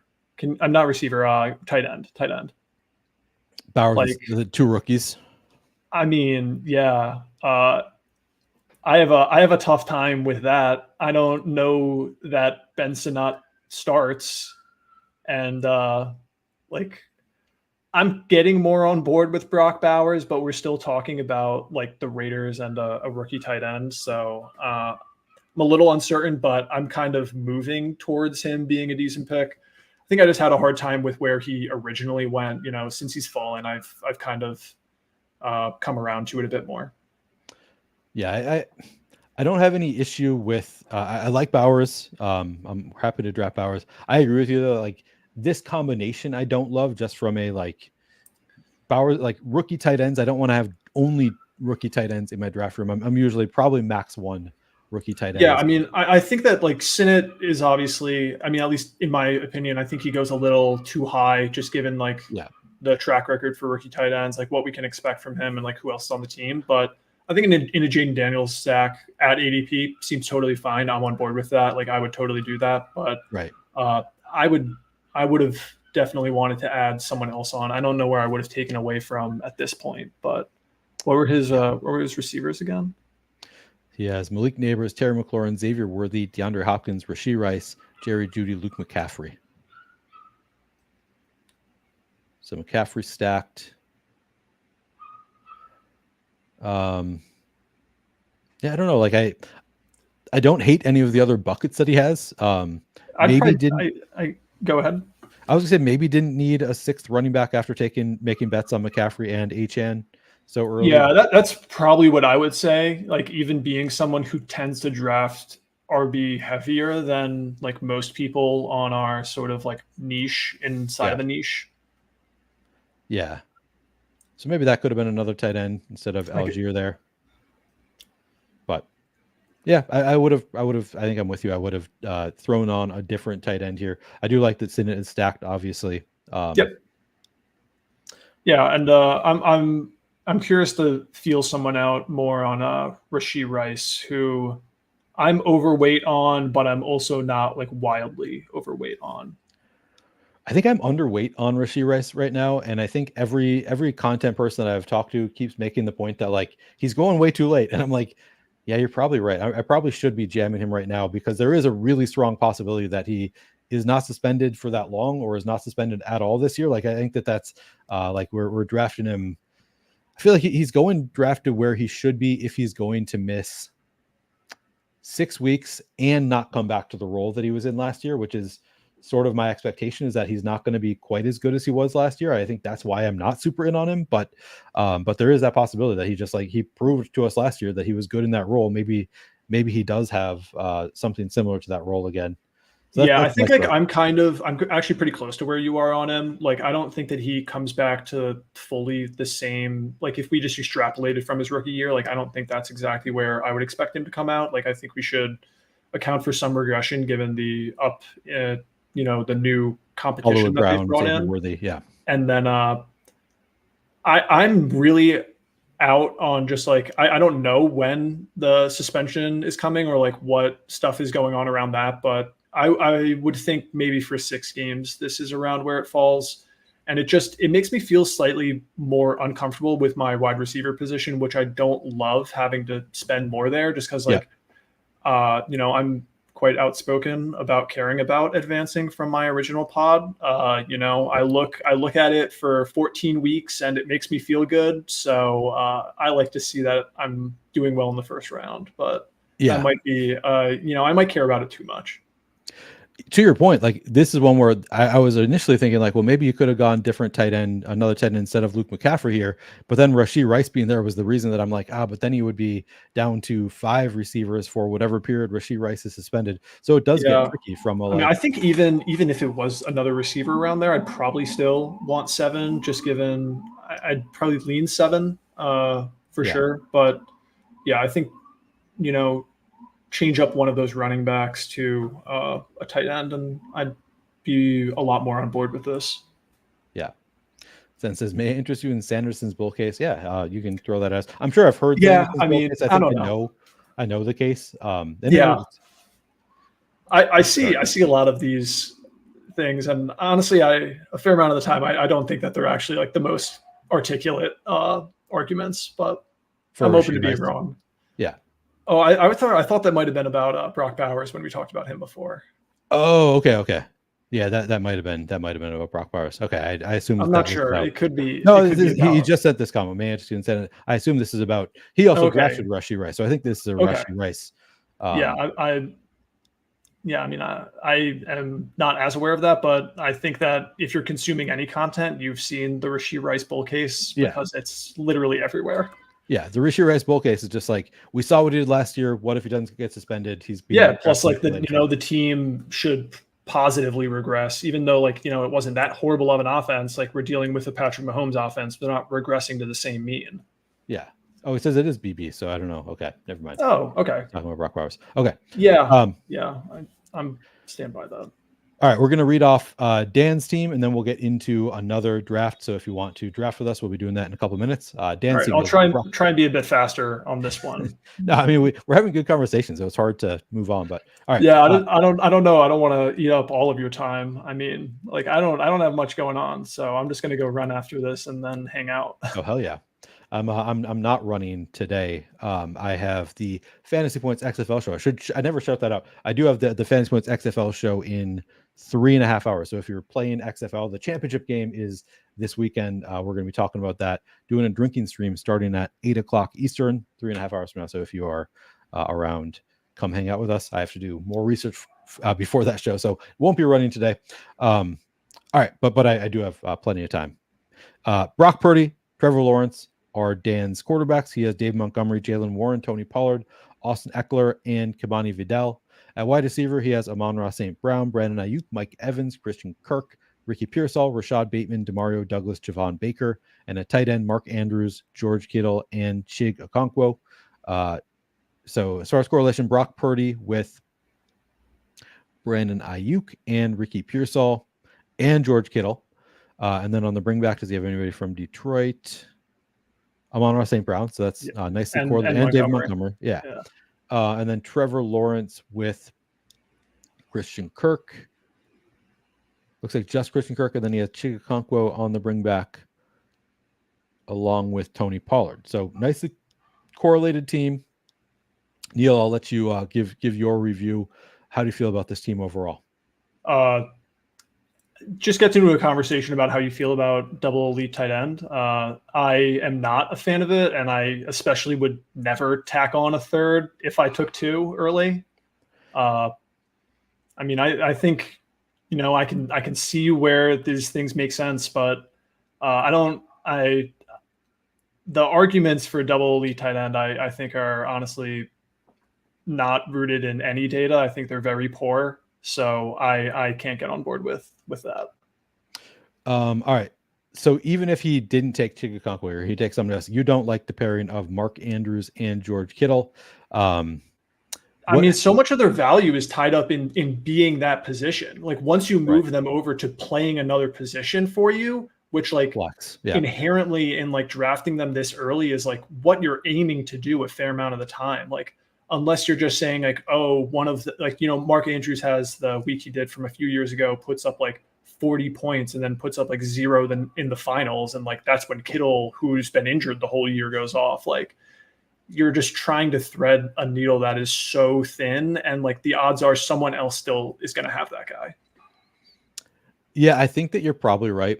I drafted a ton of elite tight ends early on in the pre-draft stuff just because the values are so good. It's just hard for me to pass up on like 5th round Mark Andrews. You're gonna let me have 5th round Mark Andrews, and then at the time it was like 8th round Jake Ferguson, and I just loved all the values. I have had to convince myself to like really step back and like, okay, we got to take more late round tight ends. Part of it for me what was a matter of like, I wasn't comfortable with any of the late round tight ends at that time. Of course, part of the reason I became comfortable was like, oh, I think Juwan Johnson's actually a good guy. And I have so much of him. I have so much of him. So I'm coming around to not going double elite tight end. I still like the idea of doing any elite tight end on most of my team. I think I do on most teams. But yeah, I think your point is a good one. I just think like when I take the elite tight end early, like I could convince myself to go 3 tight ends if I'm going like if I go with like Kittle, he goes in like the 6th round, and then you can tack on like 2 guys all the way at the end of the draft. Like if I'm taking someone a bit earlier than that, though, like I mainly want to go 2 tight ends, and I probably don't even want to really take someone who's like a mid-tier. Like I probably wouldn't really want to take like Goddard or something like that for me. Like it's just still it's a little much. Like there's still valuable guys who could provide meaningful upside at other positions. So like I have a really hard time with it, and particularly when they're too elite, like that's when I just can't really ever get on board. And other times, like I can see taking Goddard with Andrews or Kittle, or taking like Bowers with one of them in some cases. Like I would probably do that. Yeah. All right. Dan says the bet here is that Kittle and Andrews can both outscore your wide receiver 4 that's going to be drafted in the 7th round. And that is the bet that you made here, which feels like it's not going to happen all that often. I mean, your wide receiver, actually, you took Christian Kirk as your wide receiver 4, so maybe this is not the same Dan. I don't know.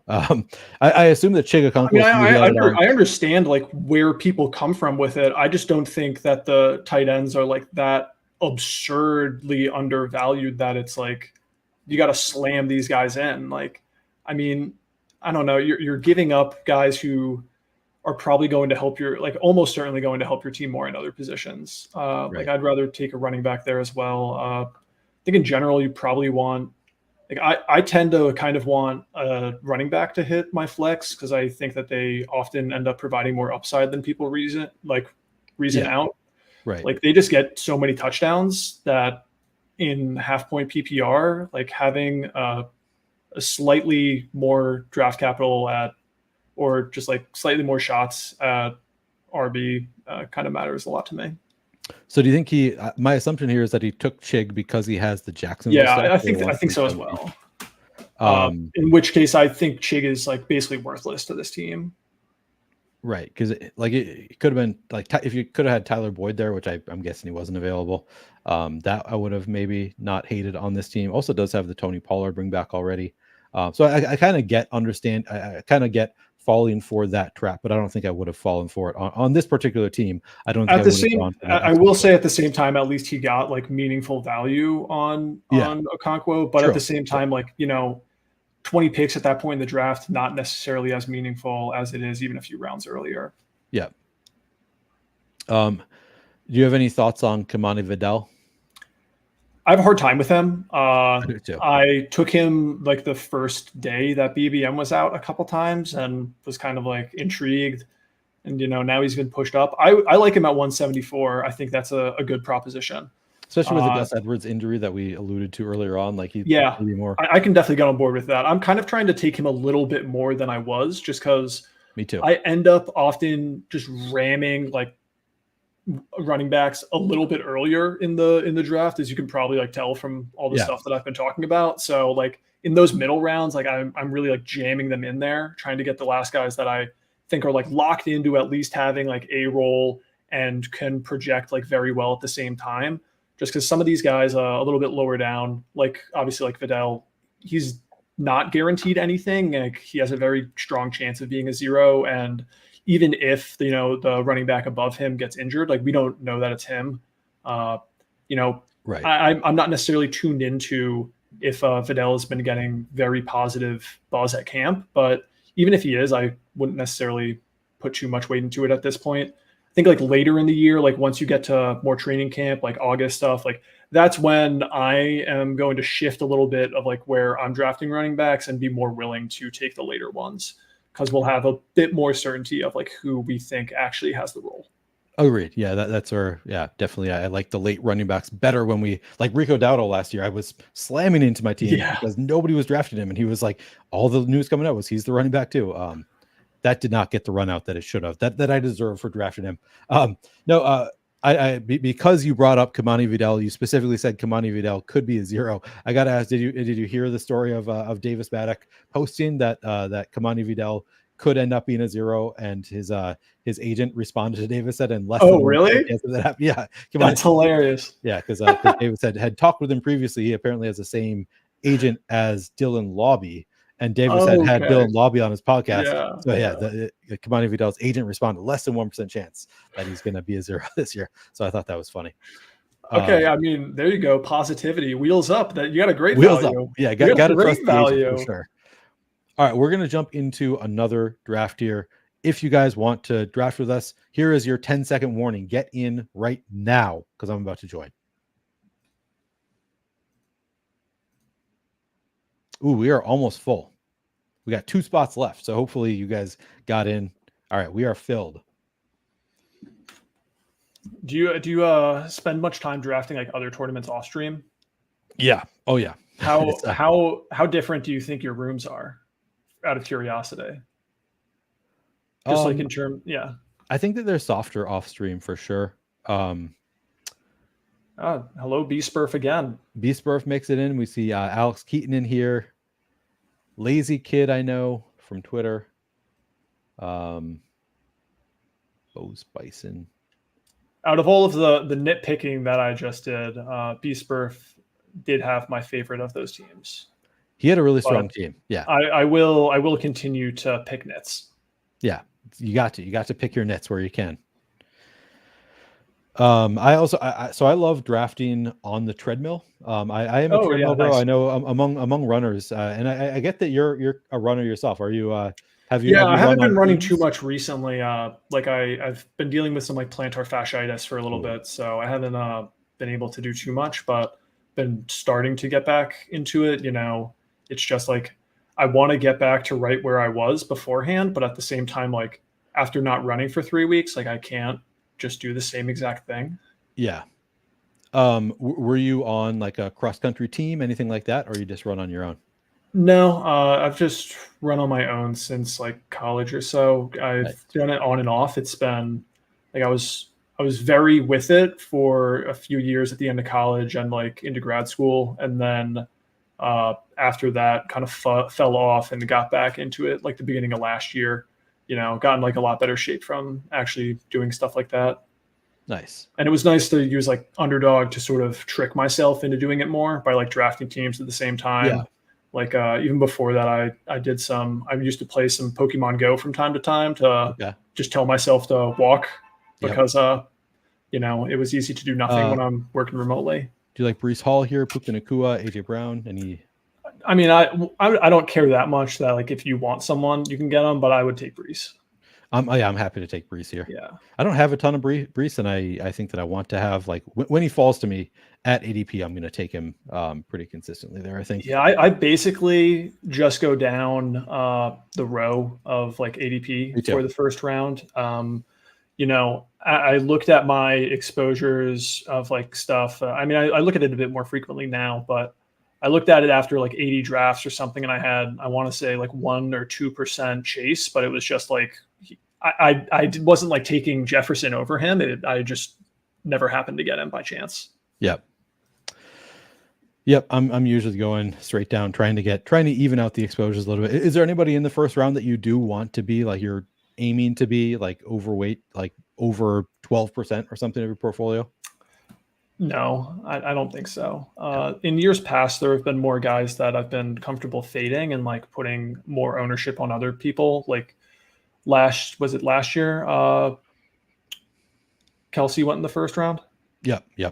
Yeah, I want to say I had like 2% or something like that. And then 2 years ago, I didn't take like any Najee. I just thought they were mispriced. And, I was willing to take that stance on like one player. I'm not willing to reach like 10 players to say that I know better than everyone, but Right. I'm willing to sort of take more fade stances. Yeah. Especially early. And those both worked out. I was lucky in those cases. I think they were weighted towards my favor, but at the same time, you lose those a lot of the time. Yeah.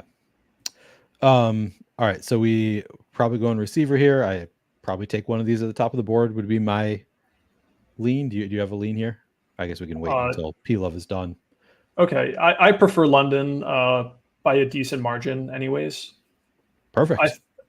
I think he, in my book, I think he should be the 12th player off the board. I know, like, I think like the 12 spot can be very enticing at times when you get people that kind of draft out of order, because like when you get someone that reaches up and is, used to taking running backs and takes like Jahmyr Gibbs or takes Saquon Barkley or Jonathan Taylor, and you end up with, it's really difficult to get even like AJ Brown and Garrett Wilson paired together. So when you are able to manage to get those things, like that is just so nice and it feels so good. But at the same time, like when it does just go the first 11 guys straight down in ADP go right away, like I think that's a tough spot to be in personally.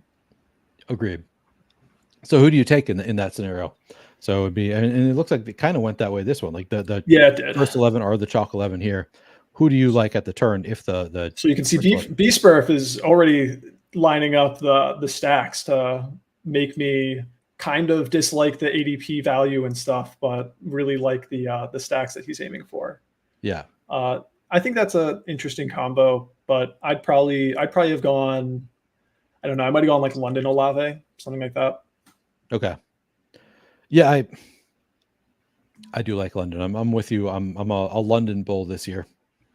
Yeah, bullish on London. Out of all of the people in the first round, I'm least in on Jahmyr Gibbs by far. And then let's see, second round. I don't know. I'm just not like that in on the running backs here. I really am into the ones in the early middle rounds and the actual middle rounds. Like those are where I get my largest running back stances. How about like you say you don't like the running backs in the second round? Do you like HN, Kyron Williams, or are those fades for you? I think those are good picks in the third. I don't really see why they're very different from some of these other guys. Particularly, I feel like Kyron falls a good amount, and I do think he'll see less touches, but I think he still leads that backfield by a good margin. Like I'm not terribly worried about Blake Corum taking over like some people seem to be. I don't know. I don't really see it. Yeah, I think that is a good take. Archie is also here with us in that third spot. All right, we are back on the board. So this is by ADP: DJ Moore, Michael Pittman, Derrick Henry, Zay Flowers, Tank Dell. Anybody stand out to you? Not really. I'd probably take Moore. Do we have any correlative pieces? I mean, we could go Josh Allen and start building out the stack with, but I'm going to just take him more. Yeah, I'd rather go Moore personally. I want to have a little bit more Josh Allen than I do because I think the elite quarterback prices are very, very good, but I just have a hard time stacking him out. Like I don't like doing that, so I tend to not end up with a ton. The nice thing is that, like, I mean, all of the stacking options are after where you take him, but then I agree, it becomes tough. Like, okay, do I reach for Dalton Kincaid here? And like, I don't really, Kincaid isn't my favorite tight end of that group. I'm fine taking Kincaid, but like, do I really want to take him before all of like, Andrews, McBride, sometimes even Kelsey are there if you take him with that next pick. So that's sometimes a difficult balance. And then it's like, okay, well, the next up is Keon Coleman, I guess. And I don't love Keon Coleman as a pick. So I agree with you. Like, it's like, I feel like all of the stacking options are there, but I don't feel that great about any of them where they're going. So it becomes just a tough bet for me. Yeah. Plus, like personally think Hurts should go first, and I think is later in ADP. So I feel fine about, like it to me, it feels a little bit bad to, I mean, obviously, like you actually like can continue to stack Allen, and like stacking Hurts later is way harder. So like that is obviously like a big detriment. Yeah, I mean, that said, I'd be down to take Allen if he comes back. Don't necessarily care if he goes, but yeah, if he comes to us, I guess we could just take the value. You have the correlation already built in. Otherwise, the tale as old as time. Talk someone down until they come back to you in the next round. Right, and then a jam. Yeah, take him now. Josh Allen goes. Okay. T. Higgins, George Pickens, Amari Cooper. I don't see any correlations. Yeah, I mean, I'd probably go Higgins personally. I'd be fine to go someone else though. I don't feel super strongly about it. I draft so little George Pickens that sometimes I'm tempted, but I like Higgins and I like Joe Burrow where he's going. So I think Pickens is another one where I feel fine not taking him basically ever. So I feel okay about that. Can he shove it down my throat and make me lose? He did that in the playoffs last year. So yeah, I'm sure he can make me look like an idiot. But like he did last year. Yeah, you could do it again. Yeah, I don't know. When people say stuff like that, it's like literally any of these players can outkick their coverage and like, be an incredible value. And like, even when people like pull up the exercises of say like, what are the odds this guy's a first round pick next year? Like that, actually, I don't really totally think that is like the most useful exercise. Because like take Amari Cooper, for example. Like I think he smashed last year, and like I don't remember exactly where he ended up last year, but I think he goes like later now. Yeah. I don't remember. Yeah, I can't remember if he went at the 3-4 or the 4-5. It might be earlier, but either way, it's like I think he clearly was an extremely good pick. I'm sure people will say, "Oh, but like, look, he did all of that with Joe Flacco." Like, he actually was still pretty decent with Watson, and I think that they clearly just want to pass the ball. I think like all of the Browns pass catchers are good picks. I am overweight on literally all of them. Cooper, Njoku, Njoku, Judy. Yeah. I'll take Elijah Moore at the end of the draft. I will also. I mean, I'll take Watson. Like Watson runs. I think they've shown that they want to pass more. Nick Chubb is hurt this year, and what they have, I mean, they've continued to progressively get more pass heavy, and they also hired like Leslie. I think they have Leslie Frazier, or they have someone OC that has been very pass centric in the past. So like they've done a number of things to make me feel confident that they want to pass the ball. And I think that, a lot of people don't take Deshaun Watson because like he's a horrible human, but I don't really care. I'm trying to make money. So it's an easy way to burn money is to avoid all the people that you don't like. Yeah. Like guess what? I think Tyreek, he's done some pretty bad stuff. I'll still take Tyreek 3 overall. Like don't see many people saying they won't take him. Yeah. All right. So we have 1 running back, 3 wide receivers so far. Sort by ADP. Yeah, I hate this spot. Reed. I do too. I do not like Jaden Reed. Xavier Worthy. We could go James Cook, one of these running backs. I guess we could go Anthony Richardson. Kyle Pitts. We don't have a tight end yet. I'm down for Pitts if you want. I do like Pitts. Yeah, I actually you have Drake London too. Okay, yeah. I think that's fine with me then. I don't the one I don't think it's a mistake necessarily, but we think to watch is we do have Drake London. The 12s. Yeah, the 12s is it's not ideal. I agree. Yeah. But maybe we just don't do Burrow. Just pass on Burrow in this one. I think if we get him at a real, I mean, we'll have to evaluate when that spot comes up. But yeah, we could push him depending on the value. Yeah. Yeah. Makes sense. I feel like I was going to respond to something else. Oh yeah. So you asked me the question before you had your computer issues, and I was responding to a different question than what you asked, with the like trying to avoid ownership in the playoff rounds. And my whole response was about like people like try to talk about like people like George Pickens, like, well, yeah, he's going to suck all year, but then he's going to have a huge week in the playoffs. And I'm like, sure, that happened last year. I just feel like that's so hard to like plan. Yeah, the people that are like, oh, like he's a horrible bet in season long, but like that 1 week he could do it. It's like, okay. That's true of literally every player you're drafting. Yeah, exactly. Like Zay Jones was like slamming week 15 and 16 a couple of years ago. Like this dude was awesome, and he went like the 18th round. Like guys don't actually have to be like, you don't have to make that bet like immediately. Right. Let's see. After our next pick, let's get back to a conversation that I was interested in before. Yeah, I mean, definitely like passing up some value by taking Pitts, but I do like his price. I think that offense is situated to pass the ball so much more, just given the changes that they've seen. And honestly, I am not that into the players that go around there. I think Jaden Reed is like way overpriced. I don't have like any of him. Yep, I don't have a ton. I'll take him here and there when he falls, but don't have a lot. Would have liked to get probably like Godwin or something like that. Not a Lad McConkey fan, I take it. I mean, from last time pretty late. Yeah, we did. I would have been fine with taking him. Scott was into Watson, and I wasn't going to say no to that. Hopkins is there. Deontay Johnson. Do you want to take a running back here? No. Scroll a receiver. Let's take Brian Thomas. Is he? No, he's week 12. Week 12. Take Hopkins.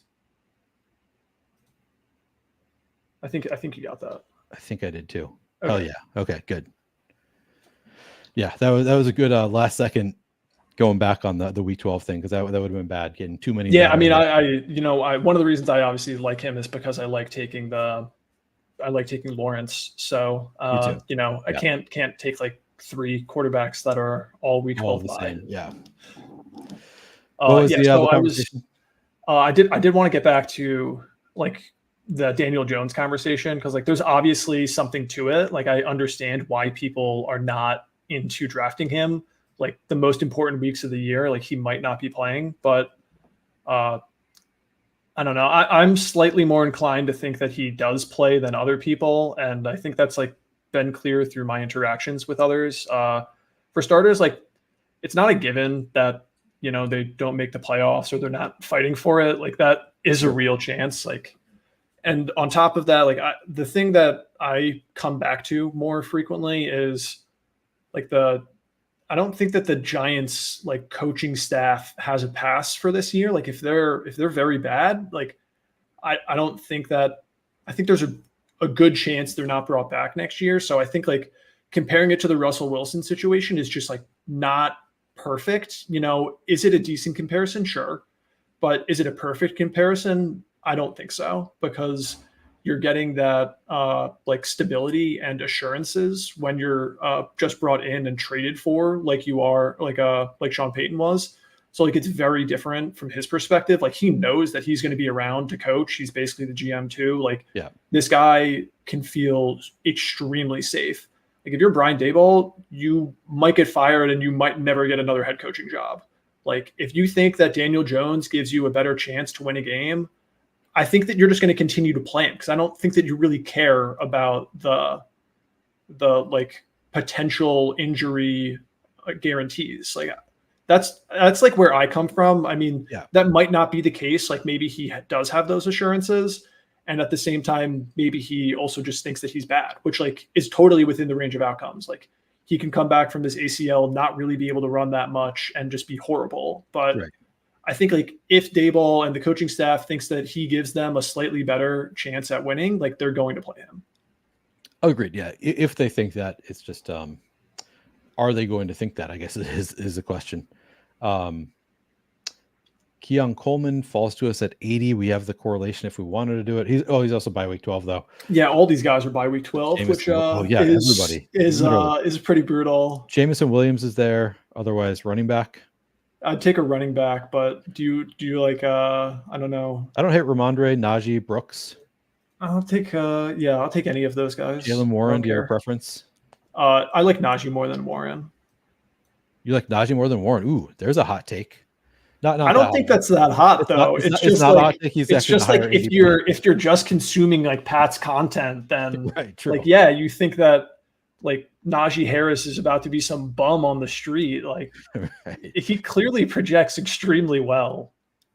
Yeah, I mean, and all of the Arthur Smith is what was the quote? They're going to get like 550 carries from the running backs this year.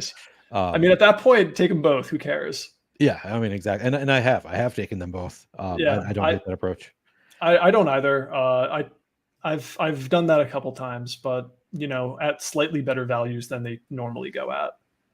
My usual approach is if I desperately need a running back and they're both on the board, I'll take Najee Harris. If I don't desperately need a running back, like in this spot, if I would like to wide receiver there, I just push it. I'll take the wide receiver and see if one of them comes back to me, at which point I'm like, because to me, it's like basically a coin flip. Like if I had to bet on it, I would guess that Najee outscores Jalen Warren, but I like have zero confidence in that. So I usually just like push it. Like whoever comes back to me, I'll take that one.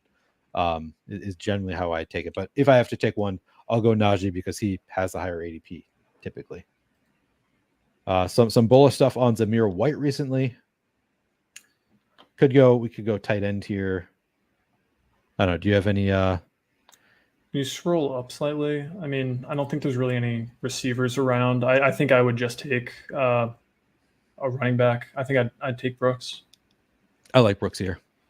Yeah. So I mean, this is like sometimes the position that I feel like I opt into more than other players, where I'm willing to like take more shots at running back early. Like, you know, with the first round Breece Hall, like this is obviously a lot of capital to be spending at the position. Most of the time, I'm not starting with, just given the nature of the first round, I'm normally not starting with Breece Hall. So yeah, I'll often end up taking like my first running back, maybe in like the 5th or 6th, and then I'll start attacking that pretty heavily from like the 8th to the 10th. But like we'll have to be a little bit different here, and I'm perfectly fine with that. Yeah, I think that we're still off. I mean, we still have 4 receivers. We took 3 in the first 4 rounds, 4 in the first 6. So like we're not falling behind at receiver. Yeah, I'll fall behind at receiver every now and then, and yeah, we'll see how it pays off. Yeah, it's also kind of nice just like having a diverse portfolio, not just in terms of players, but like in terms of the way you construct it. Like I don't hate having the occasional lineup where I do fall behind at receiver, because every year is different than the previous year, and who knows how things are going to go, especially now that receivers are pushed so far up the board. Now, typically my response to that is, okay, I'm just going to, do what the field does. I'm going to draft a bunch of receivers early, just take what I'm forced to do. But occasionally, maybe making some bets on some later round receivers isn't, the end of the world. Yeah. I mean, I do, obviously being very attached to ADP, like I always talk about, then like that naturally will happen for me. But at the same time, like I think the comparison to like Superflex is kind of funny, where like you'll hear people, I feel like the same sort of people who will say that you like have to take all of these receivers early will also be the people that say like, oh, just like wait on, quarterback in Superflex, like who cares? You just have to wait for like one to fall, and like obviously not exactly the same for a number of reasons, but like if people are going to give you these like running backs at a significantly different price than they used to go, and you think that they maybe should go, then I'm going to lean into that occasionally. Like I've actually found it really interesting to look at. We're on the clock. Let's see. I don't hate Rashid Shaheed here if we want to go receiver. He's also week 12. Yeah, week 12, Romeo Dobbs is week 10. I don't like Romeo Dobbs. Brutality. Take Josh Palmer, or just go another running back. I think I might just take a running back and just call it. Personally. Right. So we have 12, 9, 11. If we're doing just 4, I'd rather go a different bye week. We go Mostert. I'm fine with Mostert. I don't think he's necessarily like the most upside later in the season, but do you like Devontae or up to you. I'm not Robinson? Anybody that you do like your here? Poison. Pick your poison. Let's go Devontae, because I don't have a lot of him. Okay. Yeah, that's fine. Yeah, I don't man, we are really getting boxed in. I will say that, like, which I don't think is anything that we did. Like I think that we we got our 4 receivers early, but we're really like. I mean, I think people will say that we did. Oh, we could have. I think we did We could have taken in. Field, not Fields. Williams. I forgot we had. Oh, that is true. Yeah, probably would have done that. Yeah, that would have made sense for us. Yeah, not paying as close. Well, to be honest, I actually don't pay that close of attention when I draft. So I'm more consumed with the conversation though than I normally am with other things going on. So that is the tough thing about streaming is like you get sucked into the conversation and then your turn comes up. It's like, okay, I haven't been thinking about this team. We have 30 seconds. Let's go. Yeah, exactly. I'm like, okay, like who's even available? I have no idea. Yeah. Yeah, I should have caught that, but not the end of the world. Maybe done it. We could still take one more running back later. I think we could if we do. It's like, last 2 or 3 round thing when someone's like a major value, but I think we could also just close up shop. Yep, agreed. We could be done at 4. Do you do a lot of builds that are just 4 running backs? I wouldn't say a ton, but I think more than the field. Okay. Like because over the last month as well, like we've seen wide receiver prices actually continue to go higher. Like I think people are probably like anecdotally aware of this, but not necessarily like looking at the data. And I think that's just like empirically true. Like if I found it interesting the other day, I was looking at the ADPs of all of the Packers wide receivers. Yeah. You've seen Romeo Doubs has gone up like half a round. Wicks has gone up a round and a half. Let's go. Let's see. We got our guy. Caleb Williams came back to us.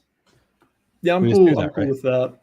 I mean, we could go somewhere else, but yeah, the only question would be if you want to take a receiver just to feel better there. But I'm cool with taking Williams.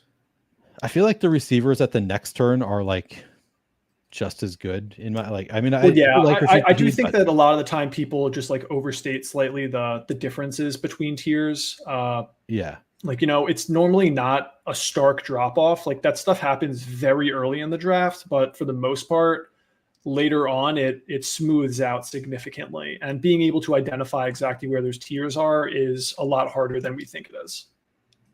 Yeah, like this is just like gut based feel. Like I do prefer Rashid Shaheed to like Josh Downs, but like I don't feel like I sort of feel like I would say this is a tier ending with Cooks probably the end of a tier for me. Rashid Shaheed like probably. Yeah, I would think about it relatively similarly. But I also don't hate Burton, Polk. Like this tier is no. I think that those guys. I'm definitely if Cooks goes right before I take Polk, like I'm not like cursing at my computer while I'm sitting here. Like I'm gonna live with that. It's like, is it even a different tier? Like I don't know. I think the reason that I stopped there is because I see Pearsall and I'm like, ooh, I don't feel that comfortable with that click right now. But like, I understand that. Yeah, like, I don't want to. He's someone that I don't want to be 0% just because like the range of outcomes seems enormous in my eyes. So like, I'm not going to be 0, but I also don't want to be well overweight. Like I think I feel more comfortable clicking Burton, Roman, Wilson, like those guys than I do Pearsall. Is that maybe that's just me because I'm like I think they're going to start the year as starting wide receivers. So like I feel like they have more standalone value, whereas Pearsall to me is like all contingent value. Like I can see that. I mean, I don't necessarily totally think that these guys are going to be like starters. I might be overestimating their odds of being the starters. I think like their odds of like playing snaps and actually like getting targets is way higher, just given the competition that Pearsall is dealing with. Right. The other person that the other people that I might have thought of instead of Caleb would have been like Josh Palmer. I just think like he projects well, and I like that. Same. I'm glad to hear that. I've had that debate on here with I don't know if Tyler's still here, but we've debated that he's really out on Josh Palmer. I'm like, he was like not bad last year. He wasn't great, but he was like good enough. I mean, reasonable upside, a fair price. Like I don't know. I can get on board. It's the same sort of thing in my eyes with Mike Williams. I think a lot of people like hate Mike Williams. I feel like he's like if I am starting one of those builds where I went like a tight end and a quarterback early, and then I really, really just like got stuck in a sea of green, like, and I end up just taking them because I don't want to reach. Like I'll take Mike Williams, I'll take Josh Palmer, and I'll say, yeah, I don't know, like these guys probably aren't going to end up being wide receiver ones, but at the same time, I do think they have more upside and consistency than people are giving them credit for. I mean, Mike Williams has, like, yeah, he's coming off of a major injury. Okay, Ooh, the Kirk Cousins pick is not my favorite. He has Bijan, I guess. But I mean, yeah. I don't like that, but that's fine. I'm not gonna lose sleep over it. So Josh Downs, we could go here if we want to just add to our. What receivers. The receivers are available? Downs, Leggett, who could obviously get the late stack there. Let's take Gabe. He's 12 as well. He is week 12. I don't know. I guess take Downs. I don't really know. I'm fine with that. All right. So what do we have for late options now that Kirk goes? We don't have much. We have the late Will Levis pick we could do, and that's it right now. So we might have to throw on. Oh, I mean, you're forgetting who Indianapolis plays in week 17. Ooh, good call. Good call. Yeah, that's an easy back stack. We've already established no one else wants it. Yeah, right. He'll be there. Yep, could do that. That's something that I know Billy Jones was. I know you watched that because he responded to that stream. He was doing the thing of like taking Neighbors a little bit early and then Pittman to set up that week 17, which I'm like, not something I want to do often because I don't love Pittman in general, and like taking him earlier than usual is not something I'm super comfortable with, but it was at least an interesting, like, something to try here. Yeah. I do think that stuff is like totally fine to do. It's just not necessarily stuff. Okay. You know what? Sorry. Just thinking about something at the same time. Yeah, I think that's that you're giving up some expected value with that, but I think that it's also like fine to do at the same time. Yeah. Like when I was thinking about Gabe, I was thinking we could get Lawrence. Don't necessarily know about like how I actually might have been willing to do that because we did end up not taking Burrow. Yeah. We did end up with Williams, who's a week 7 bye, I think. So yeah. So we're actually should have done that. We could have done that. We have 2 of our 5 receivers are week 12. So we already have, week 12 will be covered with Hopkins, DJ Moore, Josh Downs anyway. So we could have done that, but I also wasn't that confident that Trevor would make it back to us. We could do like Herbert and throw on a QJ later or something like that, but I'd be actually either of these I'd be fine with. These rookie receivers, throw on a back stack. We've already started talking about yours. Okay, Polk. Should we just do Polk so that we can have the ability to? Yeah, I mean, I lead Polk. I forgot you wanted Daniel Jones late. I was getting my quarterbacks mixed up. I mean, I lean Polk anyways. I think that's fine with me. Yeah. And that's just another late stacking option. So like, we might want to do 2 late quarterbacks also in this build. I think potentially. Yeah, I think we're taking 3 at this point. Yeah. So I feel like that was a good pick. That kind of helps us for the like planning for our future picks. I think that was a good one.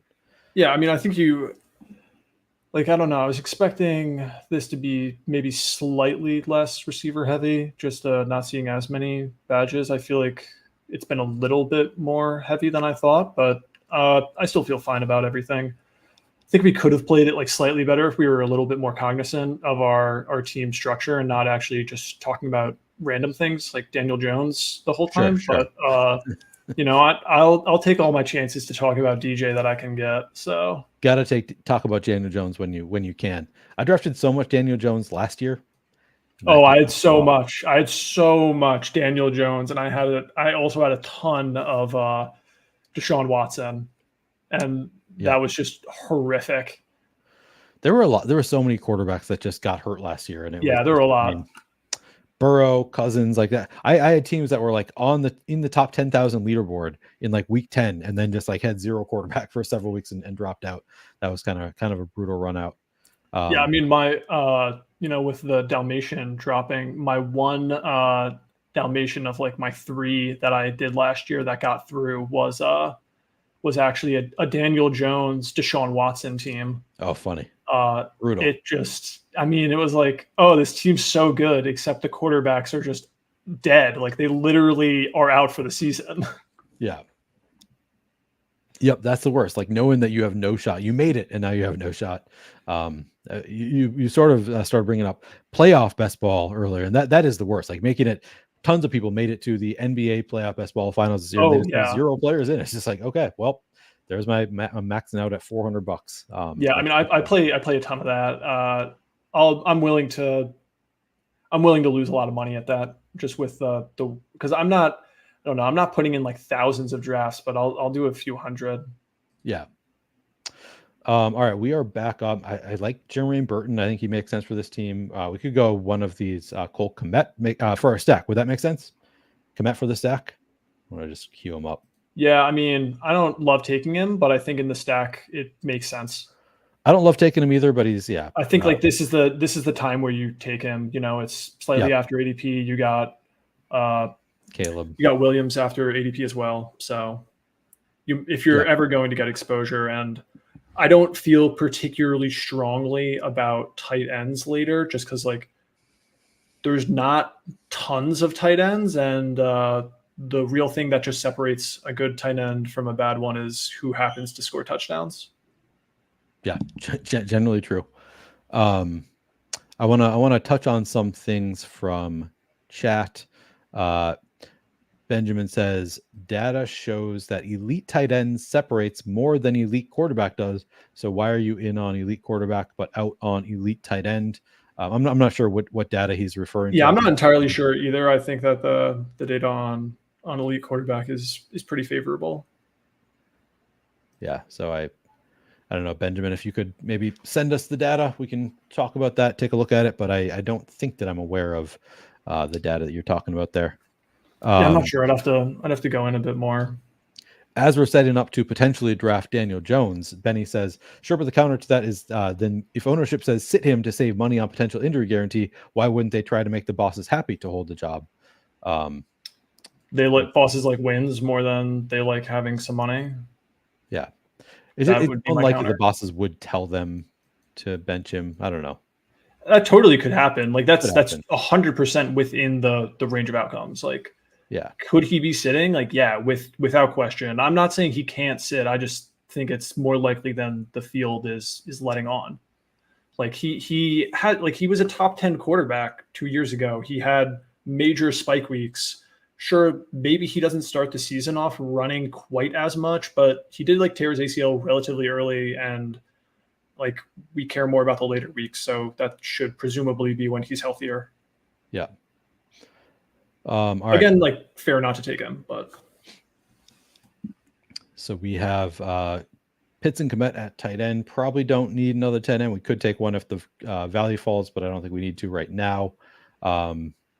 We are at 1,462. Wide receiver, we have Malachi Corley, Troy Franklin, Marvin Mims. Anybody, Javon Baker, if we're doing that stack. Anybody you like here, or Wan'Dale Robinson, if we want to take that stack. Anybody standing out to you here? Can you sort it by ADP? Oh yeah. So this is by ADP. Here's wide receiver sorted by ADP. I don't know. I don't feel super strongly about these guys. Sorry for not being of too much help. I'd take Wan'Dale or I'd take Corley. Yeah. Is Aaron Jones still, or Aaron Rodgers? He is still there. Oh, he's probably not going to make it to us the next turn though. Yeah, I think it's possible. That's why I'd think about Corley, but all right, we're doing it. We're doing Corley. All right, we'll see. Take the risk there. You know, once again, have no idea where. Actually, no, the Mike Williams drafter is behind us, so I don't think it really makes a ton of sense for someone to take him. But they could stack it up with what's his face? Where does Garrett Wilson go? Garrett Wilson, yeah. Yeah. So if we get Rodgers back, then I quite like that with having Breece Hall as well. Yeah, we have both Mike Williams and Garrett Wilson on this side of the board, so that's a good call. Yeah, it's at least possible he'll make it back to us. I do like Wan'Dale though. I think he's a decent bet. I do too. I mean, there's just a lot of uncertainty in that whole receiving core that I'm convincing myself that it has upside, but at the same time, I'm not doing that with Denver, which doesn't really make sense. But that's what's in my head. Yep. No, I like the Wandale pick. I also like. I don't hate if we have to take a Darius Slayton, Jalen Hyatt to make the stack work. Like I don't hate those. Oh, I'll take them. I mean, I told you before that I take. Kendrick Bourne in some tournaments. So True. yeah, like I'll take anyone. Yeah. Dan was wanted to know, what does Neil think the snap touch share between Najee and Warren would be, because Warren has been much more efficient than Najee. So on a 50-50 split, the expectation would be Warren would outproduce. I don't really see why we would expect it to be 50-50. I mean, I'd have to look at some more data, but I would expect it to lean towards Najee by, I don't know. I don't actually make projections, so like I don't know like what percent of carries would exactly be appropriate, but like I wouldn't be surprised if Najee got, say, 40% more carries. 40% more, damn. Not like he ends up at like just if like say I don't know, Warren got like 150 if like Najee got like 250 or something. I mean, that's that more wouldn't than be 40%. That wouldn't be that shocking, I suppose. Yeah, I'm picturing like I mean, that's more than 40 even then, but like in that case, what, like Najee would end up like just over like 200 if you took like a 40% increase on his total carries. Like I think that seems reasonable. There's also the like Jalen Warren is more of the passing down, has more of the passing down role, I think, which is a little bit more valuable. Like that definitely is more valuable. Yeah. I mean, I just think he'll also probably prefer Najee at the goal line. Like, can this be wrong? Yeah. I do think if you're making projections though, like Najee just comes out better. Yeah. You can certainly make the case though that like when Najee gets hurt, Warren goes much higher than Najee goes when Warren gets hurt, which I agree with. And I'm not trying to take 0% Warren when Najee's available. Like I'll probably have, I don't know, maybe like twice as much Najee as I do Warren. Maybe a bit less than that. Probably a bit less than that. Yeah. I'll probably end up with more Warren than Najee, but I think I'm going to end up overweight to both of them. I agree with you. I think that Warren does have more contingent value because he's more efficient. So here I think it's easy. I don't think we have to talk about it. Yeah, agreed. All right. We could also throw Conklin on here if we want to. Do you think we're done at quarterback here with Caleb Williams and Aaron Rodgers? I think like if you wanted to be, you could be. I'd probably still think about throwing someone else on. I mean, just because I don't really think that we need like 9 wide receivers. Agreed. Like, which if we're kind of trending towards the, like, you take 3 quarterbacks, you're taking 2 tight ends, maybe you take 5, or we said maybe we were shutting it down at 4. So you take 4 running backs, then you end up at 9 wide receivers, which like show our wide receivers again, because I feel like we actually spent like a fair amount on them. Yes, we got London, DJ Moore, T. Higgins, DeAndre Hopkins, Josh Downs, Jalen Polk, Malachi Corley currently. Yeah, so I mean, if we take one more, so we have 3 more picks, and I kind of feel like we could take. Yeah, I don't know. We could be done at tight end. Take one more of each of wide receiver, running back, quarterback. I don't think we need more than one more at any position at most. So I feel like we're spreading out these. I agree. There's no clear answer. I think if you went any direction on these, I would, say that it made sense. I might tell you afterwards I would have done something slightly differently, because to be honest, if I looked at our team, I can guarantee you I would look back and say I probably would have done this a bit differently, because I don't think this is necessarily like the optimal draft. Like no. I think it's turned out okay though. Like I'm actually I'm fine with it. It would be nice to have a couple more like game stacks and stuff like that. True. Well, we don't have anybody from Seattle. Yeah, so if people wanna nitpick this team and tell me I'm bad, then go for it. We could take a late round Buffalo guy. There are some options there if we want to add that to the Jet stack. Just talking about like Claypool. Yeah, Claypool or Mac. All right, who do you want to take here? I'd go Pop Douglas. Maybe we could add on to a potential or Javon Baker for a potential New England stack. I'd be fine with Braylon Allen. Running back. If you do, then I like Herbert. Oh, I love Herbert. Yeah, let's do that. Okay. Hell yeah. All right, you're also a Herbert bull. Yeah, I mean, I think we probably spent a little bit too much at running back, but I do really like Herbert. I think he's just always been good. Like, yeah, he has. He's always been good. Kind of goes against my whole like caring a lot about projections. But at this point in the draft, like your guys aren't going to project well. Like, yeah. Well, it's just like if you are as talented as he seems to be, as he always has been, like the upside is more. The contingent value is higher for Herbert because if DeAndre Swift goes down, like he's good enough to just be the guy. He also has the out of a potential trade, which I concede is not a likely outcome. Like even with the rumors that he could be traded, I don't think it's particularly likely that he's going to be traded. But like if you add on a 5% chance that he's going to be traded to a backfield where he's going to be the starter right away, like he has an extra out to being the guy. Whereas a lot of the running backs are taken back here, like they have the one out, it's the injury, and it's like they're also not as good as him. So I just really it's also like even when that injury comes down, like a lot of these guys don't actually end up being that successful. Right. Like they might provide value, but they might not be like that. They might not move the needle that much. Right. Yeah. So I love that pick. I did not even see that he was there. But yeah, he's a smash for me at pick 185. Yeah, I have a lot of him. So when I do get to the like later running backs, like he's someone that I end up taking a lot. Just I think he has a decent shot to have a meaningful role in that offense. Yeah. I was trying to see if D Heffy is setting up a Drake May stack. He might be, but he does already have 3 quarterbacks, so seems unlikely. And if he wants him, he can have him. Yeah, if he wants to take a fourth, I'm all for that. Yeah. Like I like it when teams in my pods make decisions that aren't actually helping them. Yeah. Yep. Like it happens to me a lot in the super flex drafts where I'm like, I take quarterbacks and then people are like, I'm going to take your receiver. And I'm like, you have 0 quarterbacks. I can't. That's me. That's me in the super flex drafts. You're not taking any quarterbacks? Well, I just played literally for the first day and I just ripped in like 25 drafts or something.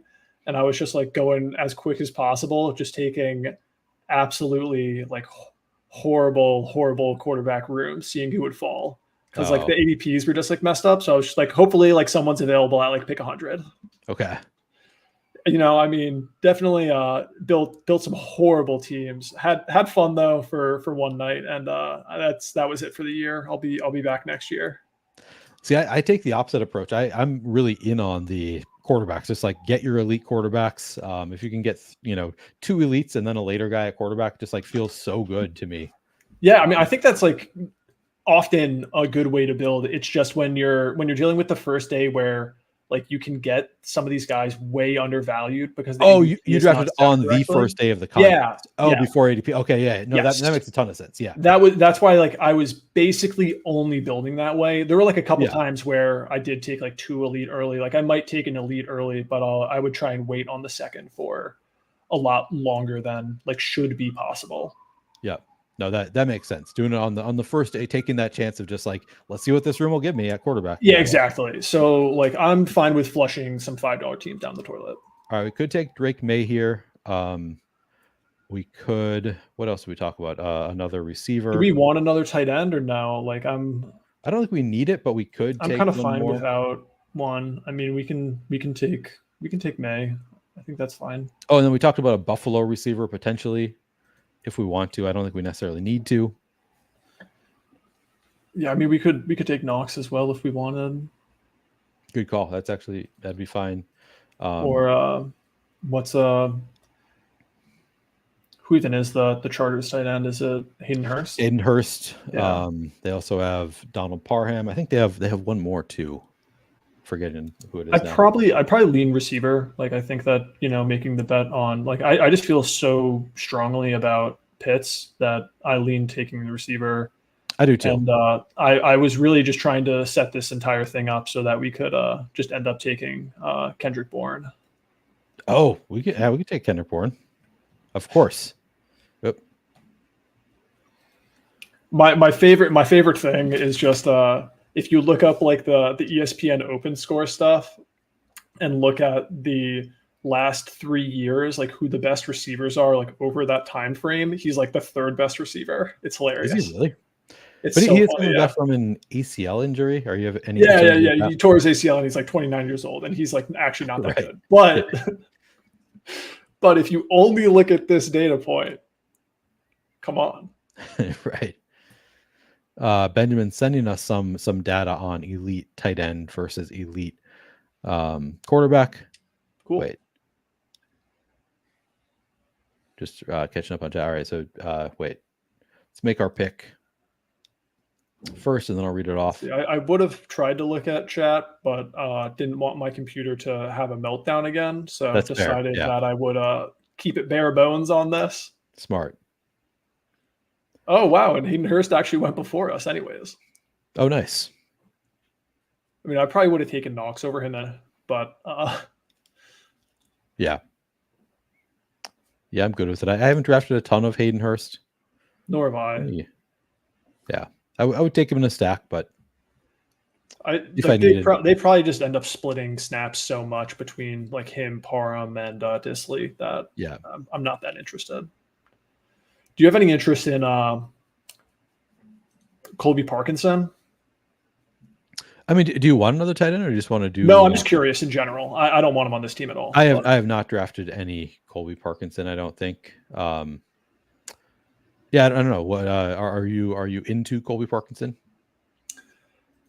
Not too much, but I think that he's like a worthwhile late, last round tight end pick, because I'm generally trying to finish my tight ends a little bit before that, because like these guys get quite thin at the end. But I think that he's a good pick in my eyes for like finishing up a tight end room. Like I'm not that confident that Higbee really comes back and does anything this year. So yeah, I'm not either. Yeah, I think he's totally fine. There's also Davis Allen there. Yep, I think is sort of a concern, but I'm not that concerned about it. I mean, it definitely is a real concern though. But at the same time, like probably the underdog. Yeah. I don't know what this is. It's hilarious how y'all depend on receivers that got 1,000 yards the previous year like a baby on their mama's tit. I don't know what you're referring to. He's said this in several streams, so he's anti-receivers. Okay. I feel like this is not a receiver-heavy team. Which I don't know if he's talking about. I thought he was saying our receivers were really bad. Oh, maybe. I don't know if Thaddeus, if you're still here, he said the same thing before. Like he has some point that he wants to make about receivers that I've never fully understood what he's saying. I think he's opposed to like taking receivers early. Maybe I don't know, but let us know. Let us know what you dislike about our team or somebody else's or whatever. Dan says, "Isn't that literally what happened to Russell Wilson last year?" And they were even in. So. Referring to the Daniel Jones piece, I had said I didn't think ownership is going to. I think that's what he's responding to me saying. I don't think ownership is going to tell him to sit. I think that if it is a different situation. So as Neil laid out, it's a different situation in that these coaches, their job is more on the line than Sean Payton's was. So it's a little bit. I mean, maybe that is what happened, but maybe these coaches, I don't think they would sit Daniel Jones without that specific scenario happening. I think is what I mean. That's my argument. Yeah. Is that wrong? Definitely could be. I just like still think the odds of him sitting at the end of the season like are very real, and like it's a meaningful amount of the time. I'm not saying that he should be going in like the 15th round, where I think like if we're guaranteed that he's starting the entire season, like he's probably going a round or two higher. Just because like we've seen that he actually does offer upside and run a little bit. He's not going to be going after like Bryce Young at that point. So I think that there is at least like some upside, which is difficult to find with these later quarterbacks. Oh wait, you know what? He went before. I didn't even realize that he went in the 17th round here. Oh, funny. Well, there's a reason he went in the 17th round here, I think, because we were talking about him. Let's see. Go back to our draft. Yeah, I just think like in certain quarterback rooms where you're not particularly comfortable with the upside that you drafted, and like I think that he can add a little bit of variance to your room. Yep. And it was Archie who's in here with us, took him in the final round. So he heard your point. There you go. Talk someone else into it. Yep, on Daniel Jones. One person convinced, just the rest of the stream down to go. Yeah, right, exactly. I think you're obviously working under the assumption that he is better than he was last year, like that he reverts a little bit more towards what he had been previously, which was even when he was even when he was horrible last year, he did still have the 1 week where he put up like 34 points or something. So like he was horrific, absolutely tanked a ton of my teams, but like he still showed that he does at least have like upside even in a horrible year. Right. All right, now let's read what Benjamin was saying. He says 2023 quarterback 1 equals 24 points per game. Quarterback 2 is 22. Okay. I mean, I don't know that this is the way that I would look at it. He's showing the drop off, I see. From tight end 1 to quarterback or to tight end 16. Percentage favors tight end and 22 the points favor T as well as percentage. I mean, percentage, who cares about percentage of fantasy points? It's just the raw difference in fantasy points is what I would care more about there. Oh, yeah. I don't know why the percentage would matter. The raw number would definitely matter more, but I don't know. I'd have to look. I'd have to look at that more. I mean, I'm not sure that I'm 100% following what he's saying, but yeah, I think he's saying that the percentage of the tight end. Can you pull it back up so I can see it on stream? The first one. Yep. Yeah. So this is what he said.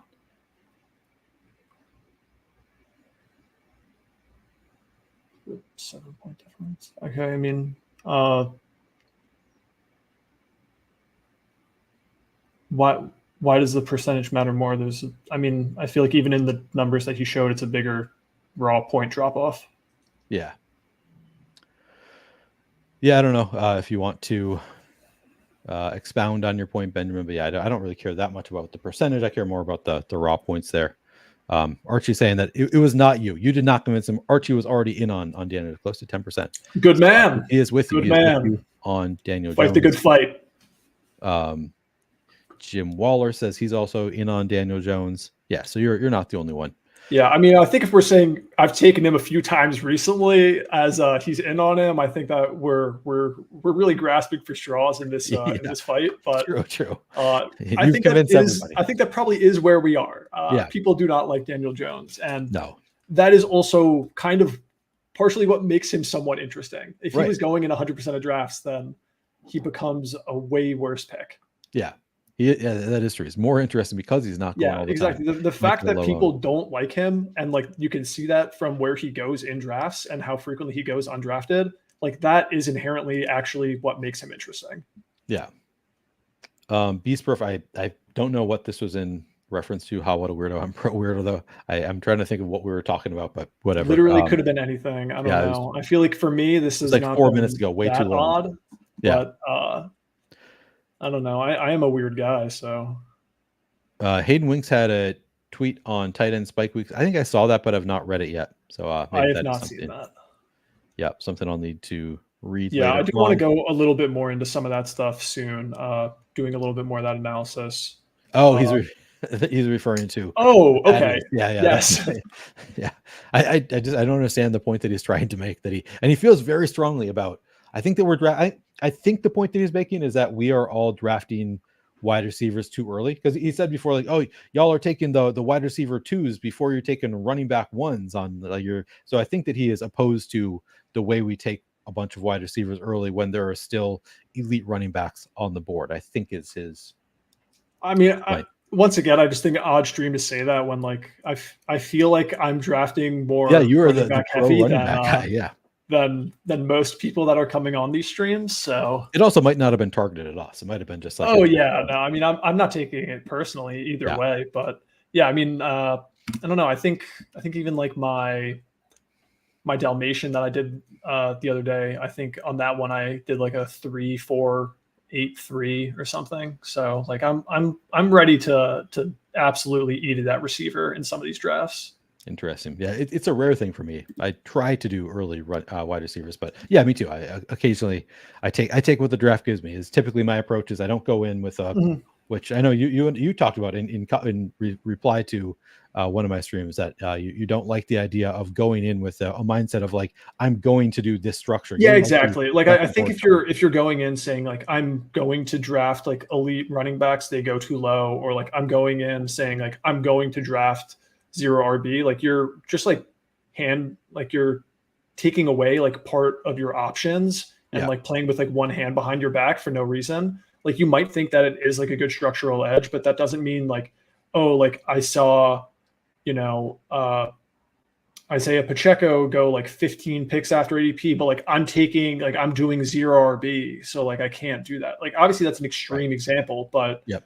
like you really just don't want to lock yourself into one situation, which in a way we kind of did pretty quickly in this draft by taking all of the early running backs. So like we were saying like, hey, like, we don't have the optionality later on, which can hamper your team, which like I think in certain cases here, it did make it a little bit more difficult for us because the wide receivers never really came to the top of like ADP, or at least the ranks that we were working off of. I'm not entirely sure, but like that does make it a bit more difficult. So like I actually do draft like quite wide receiver heavy, but as the wide receivers continue to come up more and more, like I do become a little bit more likely to take these running backs. Like I don't think I got to finish my point before on the Green Bay Packers. Like if you look at all of their individual ADPs, I just find it to be like an interesting microcosm of the environment that we're in, where you see like Dontavian Wicks has gone up by a round and a half because like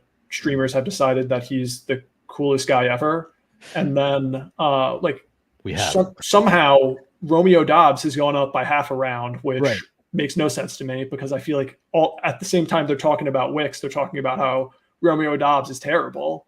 And then you can also look like Jaden Reed has gone up by like half a round as well. And Christian Watson has gone up by 9 picks. And like, I don't think that fully makes sense. And then you compare it to what has happened with the quarterbacks ADP, and Jordan Love is dropped by like half a round. Interesting. I did not realize. Yeah, I guess I kind of have noticed that. Yeah, that is pretty fascinating with the Packers in particular. Like, doesn't make any damn sense. My thing, like I've always been higher on Wicks than Dobbs, so I just like I push Dobbs a lot of the time. But it's funny that he's moving up. I did not realize that.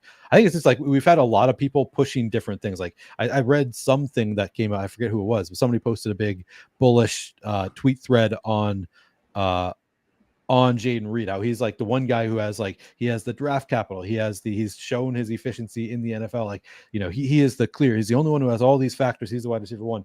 And then you hear other people being like, oh well, now Christian Watson, he's strengthened his other hamstring, so now he's going to be so much better because he's going to be healthy this year finally.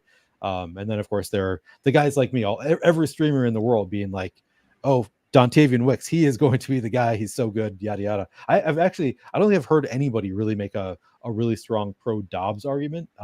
Yeah, I think the only thing that gets like mentioned is just like his playoff stretch, which like obviously he was like, you know, the player they used the most and dominated in the playoffs. But like I just think it's interesting because like, I mean, like there are scenarios where like it can make sense for them all to go up if they're all underpriced, or like you think that their like tail outcomes are like that valuable that like it does justify this. I'm unconvinced by that, but at the same time, like I think it's just interesting, like while the quarterback is falling, and that is funny. Like it, you know, I don't know. I don't think it makes a ton of sense to me that like that stuff is all happening at the same time, and like I think that's where like you do at a certain point have to realize like like I do still have to have like some sort of prerequisite wide receiver firepower, but I'm also pretty willing to take these guys that I think have extremely strong chances at being like RB1s.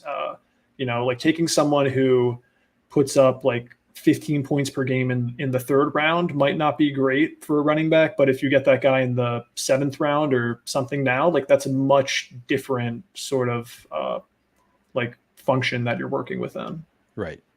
Absolutely. All right. We should go over the team. Yeah, Ben. Sorry, at work can't pull too much. Basically, last year was a really big down year for elite tight end, and separation was still similar to elite quarterback. I feel like both elite tight end and elite tight end. I have a bunch of both also. Oh, okay. Well, yeah. I mean, I have a fair amount. I'm not super in on like some of the tight ends. I do think that the quarterbacks have gone down like a significant amount when they had a fairly down year, but I still think they're I don't know. I still think that they're a good bet. Yeah, I'm with you. All right. Let's read off the team. So we have Caleb Williams, Aaron Rodgers, Drake May. At running back, we have Breece Hall, Najee Harris, Jonathan Brooks, Javonte Williams, Khalil Herbert. At wide receiver, Drake London, DJ Moore, T. Higgins, DeAndre Hopkins, Josh Downs, Jalen Polk, Malachi Corley, Kendrick Bourne. And at tight end, Kyle Pitts and Cole Kmet. So we end up with Caleb Williams stacked with DJ Moore and Cole Kmet. We have Aaron Rodgers stacked with Breece Hall and Malachi Corley. And we have Drake May stacked with Jalen Polk and Kendrick Bourne. So all double stacked with our quarterbacks. Do we have any bringbacks here? I don't think we have anybody. I don't think so. We don't have any Bills, and the Patriots play the Chargers. So yeah, I think we don't have a single Week 17 stack, which it dings the team a little bit. Those are overrated anyways. Who cares? This team. I mean, no, I mean, I do think the team could have been better. It is interesting trying to talk about stuff and stream while drafting for the first time ever. Yeah. But I think we maybe made some slightly different moves than we would have made if we were sitting here in a slow draft talking all these picks over. But at the same time, I do think that it actually worked out fairly decently. Like the ability to adapt on the fly, I think, worked out pretty well for us. Maybe part of that's luck though, but I'm okay with it. I mean, we did get some value here with Aaron Rodgers falling to us at 176, which he does fairly regularly. So not but we got both of Caleb Williams and Aaron Rodgers. We kind of pushed it. We thought Caleb Williams by accident, but we kind of lucked out, and Caleb Williams falling to us. Aaron Rodgers, we pushed it a little bit. Although Caleb, I think, has been falling too based on camp news. So a little bit lucky there. Has it been negative around him? It has been. It's been. Okay. He's not connecting with his receivers. Doesn't look good out there. I'm usually not worried about that in June. He has such a great prospect profile that I'm gonna buy it. To me, it's more like the Jamar Chase thing from a couple years ago. He's not catching NFL balls, can't catch an NFL ball, and then turns out he can. I loved that storyline. That was hilarious. That was so dumb. I mean, I'm not too worried about any reports on guys. I think I thought it was kind of funny that what's the Giants running back? The backup guy. Singletary, Tyrone Tracy. Yeah, Tyrone Tracy. Yeah. Tyrone Tracy, went up boards pretty quickly to the 17th, 16th round kind of. And then oh, you know what? Turns out he's maybe Evan Hull's ahead of him. And shouldn't that kind of be what we expect? Eric Gray. Oh yeah, my bad. Shouldn't that be kind of be what we expect at this point in the year? This is he's just there at OTAs for the first time. He's still learning everything, all of this stuff. If you were in on Tyrone Tracy before, I mean, I don't think it should have been contingent upon him getting second reps at these OTA practices. I think that could have happened. And if that did, then it looks phenomenal for him. But at the same time, that's not necessarily very fair to expect from someone like that. It's not like they took him super early. Yeah. If any of you want us to look at your teams, let us know. We will do that quickly. I meant to say that earlier. So yeah, if you want us to look at your teams, I'll give it a little bit and see if any takers on looking at your team. We can, I think that our wide receivers, it's a little bit light, but I feel we took volume enough that we have 8. I think I feel fine about it. Yeah, I mean, I think we took the 4 that we did relatively early, right? So yeah, I mean, we had 4 through 6 rounds. So once again, is this necessarily the way that I draw up my perfect draft? Probably not, but I don't mind having something like this in my portfolio. Right. I think that's once again, you don't want to continuously draft the same sets of teams. You don't really always want to be making the same bets. So like drafting weirder starts and structures and stuff is like totally fine. I just think you can do a lot of that without getting super out of whack on ADP and reaching a ton. Yeah. Archie. So Archie was in the 3-hole. So he goes Lamar Jackson and Daniel Jones at quarterback. At running back, he has Rashad White, Jalen Warren, Chase Brown, Jerome Ford, Antonio Gibson, and Chuba Hubbard. Wide receiver, Tyreek Hill, Deebo Samuel, Malik Neighbors, Christian Watson, Rashid Shaheed, Roman Wilson, Troy Franklin, Jalen Hyatt, and at tight end, Mark Andrews and David Njoku. So he goes, so quarterback, I guess I'll read the correlations. He has Lamar Jackson with Mark Andrews. Yeah. And nobody from Houston. Bring back Daniel Jones with Malik Neighbors, Jalen Hyatt, and then is it Chargers? No Chargers bringbacks. No, it's Indy, right? Oh, is it Indy? Yeah. No, you're right. It is Indy. And then I still don't think there's any, but yeah, nobody from Indy. So he's got the double stack there, single stack with Lamar. I feel like quarterback. Do you think this is strong enough quarterback room? You have Lamar, just go Daniel Jones.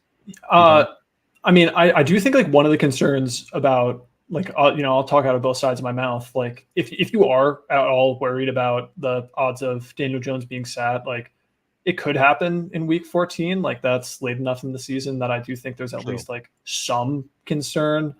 I mean, I think like that's fine, but I'd probably, I don't know. Like I think like you have the upside that I think Jones like can offer. That I think like when I'm looking for like a second quarterback on a Jackson team, like I'm probably looking for something slightly different. But more likely, I mean, once again, like I feel like I'm in a glass house throwing stones, like gonna say stack more, do this stuff, and it's like, well, like maybe don't look at our team, but yeah. But overall, like I think that's a strong enough. Like he made the bet on Lamar early, so just taking one late round quarterback. Yeah, exactly. It's just a really strong bet on Lamar to be who we know he can be.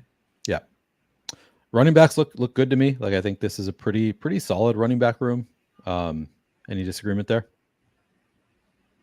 No. White at pick 70 is good. Jalen Warren at pick 94. Like he's getting some values on these running backs.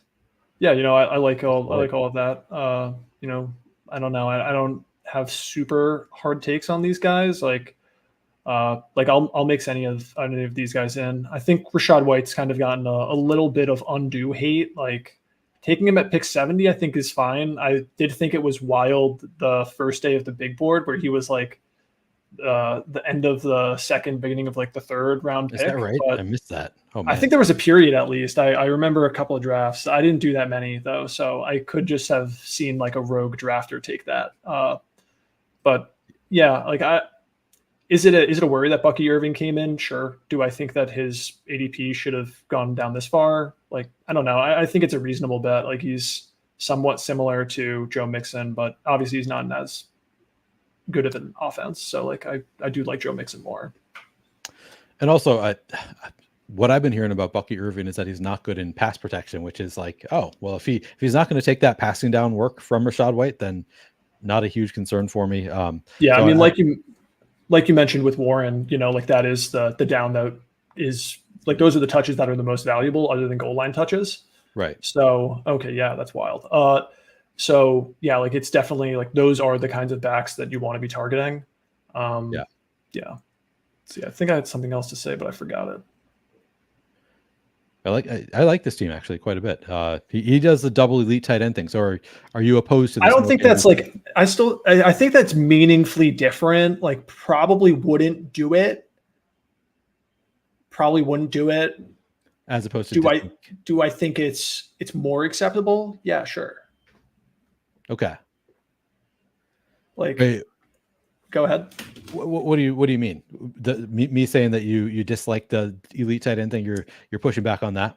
No. I'm saying I probably wouldn't take like Njoku with Andrews, but like I do think it's like more acceptable than taking, who I don't know, was it Andrews with Kittle? McBride and Andrews, yeah. Someone with Kittle. So it was like I do think the 25 picks between Kittle and Njoku, like that is a meaningful difference in draft capital. Like I probably wouldn't do this, but I can palate it a lot more. Yeah, the wide receivers that are available here, where he took David Njoku, it's like, oh great, Jameson Williams, as opposed to like as the Deontay guys Johnson, or like the guys that we were like praying would make it back to us. Yeah, exactly. Yeah, I think that is true. That is a pretty meaningful difference there. All right, well that was our only other taker, or our only taker in looking at their team here. Yeah, no one wanted me to make them feel bad about their yeah, draft. you're just a great bad cop. So they're just like, I don't want to get this bad cop. I mean, I don't know. I like, I don't want to go down everyone's roster and just like say it's the best thing ever. But at the same time, like, yeah, I don't necessarily want to tell you you're horrible. But that's the I started a Discord a few weeks back, and I have a grade my draft channel, and I'm trying to tell people like my default, like if I think it is a good draft, like you drafted within the buckets, like you drafted well, it's like a B plus. Like that's just like standard for me is going to be, I'm going to give you a B plus, unless like you get like some great ADP faller to like really make a correlation work, or like you really needed that position, you got somebody to fall to. Like an A for me is rare, but it's tough to grade other people's drafts. Like it's just like, yeah, I mean, I think like a lot of the time getting those like, oh my gosh, like this draft is incredible, like it's stuff that's not in your control. Like, it's not like, oh, I played the room so well, like I knew exactly what to do. It's just like, no, like you got lucky, like someone fell, you got an incredible value, like your team looks awesome, like that's a really fun team. That's how you get an A. It's just like you get lucky. It's like most of us, like you could have the perfect draft where like you did what you were supposed to do. It's going to be B plus most of the time. Like, it's just like, I don't know. Yeah, exactly. Like, a lot of people are putting out like C drafts. You got some weirdos putting out D's and F's, and I'm putting up a lot of B's. They're not necessarily like the sexiest thing to look at, but I'm okay with it. Beastbrook did just say we can take a look at his team, so we'll throw this back up here. One final. So it was Anthony Richardson and Will Levis at quarterback. At running back, he has Alvin Kamara, Devin Singletary, Gus Edwards, Tyler Algier, Ray Davis, Tyrone Tracy, Audric Estime. At wide receiver, Chris Olave, Devontae Adams, Michael Pittman, Calvin Ridley, A.D. Mitchell, Dontavian Wicks, Tyler Boyd, tight end, Kelsey, and Engram. Yeah, I mean, I feel like people are just trying to get me with the tight end. They are. They're just like they're on my team. They're just coming at me with it. I mean, I feel like I'll just be parroting the same stuff. I was wondering where the draft capital went. So looking at it, down. So he took Engram at 84, but then you look at the wide receivers that were available. I guess he could have gone running back here. There were some. I would have gone running back. Like, I get that it's it's a decent value, and you're getting that week 17 stack with Tennessee, but just because I already spent the spot at tight end, I would have gone elsewhere. Yeah, I think I would have also. He does have so he's building out for Tennessee, maybe. So maybe it was the stack. Okay, I see. Is Ridley. Yeah, I get it from a correlation. I totally get it, and like, it's once again, I understand it. I feel like this is a lot of if I were to like grade drafts and stuff, a lot of it would be like, I get it. I maybe just like don't like this thing or two, but I don't actually think that it's like that bad. Like a lot of the takes and stuff that I would say more is just like player. I don't know. A lot of it can be around like players I don't like, or like I perceive there to be a tier which may or may not be there. Right. And saying like, after this point, I think like the running back value is just like very flat and like very uncertain. Right. But like it's a lot of stuff like that where I can't say like definitively like, oh, like, you drafted a horrible team unless you really have no idea what you're doing. Like those ones are clear where it's like, okay, you took like 3 quarterbacks in the top 80. Like, this team is just bad. Like, I don't know what to tell you. It's not going to work out for it. Yeah. Yeah. Whereas this looks like a perfectly good team to me. This looks like a B plus kind of team. I like that you spent up on Anthony Richardson, waited for your second quarterback. Running back. When did he got okay, you know what? I remember because Mitchell went after our 4th running back pick, and before we took Khalil Herbert. Right, yeah, because that's where he stacked him. Okay. Yeah. I think this. Do you like taking Mitchell just like as a player? I do. Take? Okay. Yeah. I think he's just he's going. I like how emphatic that I do was. Yeah. So I've drafted more of Khalil Herbert than Mitchell. But I think Mitchell is like sort of similar in that, like, if like his contingent upside is huge, like he would just be like, sorry, who are you talking about? Are you talking about Elijah Mitchell? I am. Oh wait, who are you talking about? I'm talking about Adonai, AD Mitchell. Oh, AD Mitchell. Oh, I'm less emphatic about that. I was do like surprised. AD I Mitchell. feel like the general sentiment around him is kind of like okay. That makes sense because you brought up Mitchell, and then I was like, I don't see him on this team. I don't know what I'm missing in this conversation. Okay, that makes so much more sense. Yeah, I think I'm okay with AD Mitchell, but I don't love him at pick 109. So apologies to give the emphatic yes and now take it back. I do think that Josh Downs is still a better bet at ADP right now than AD Mitchell. I agree.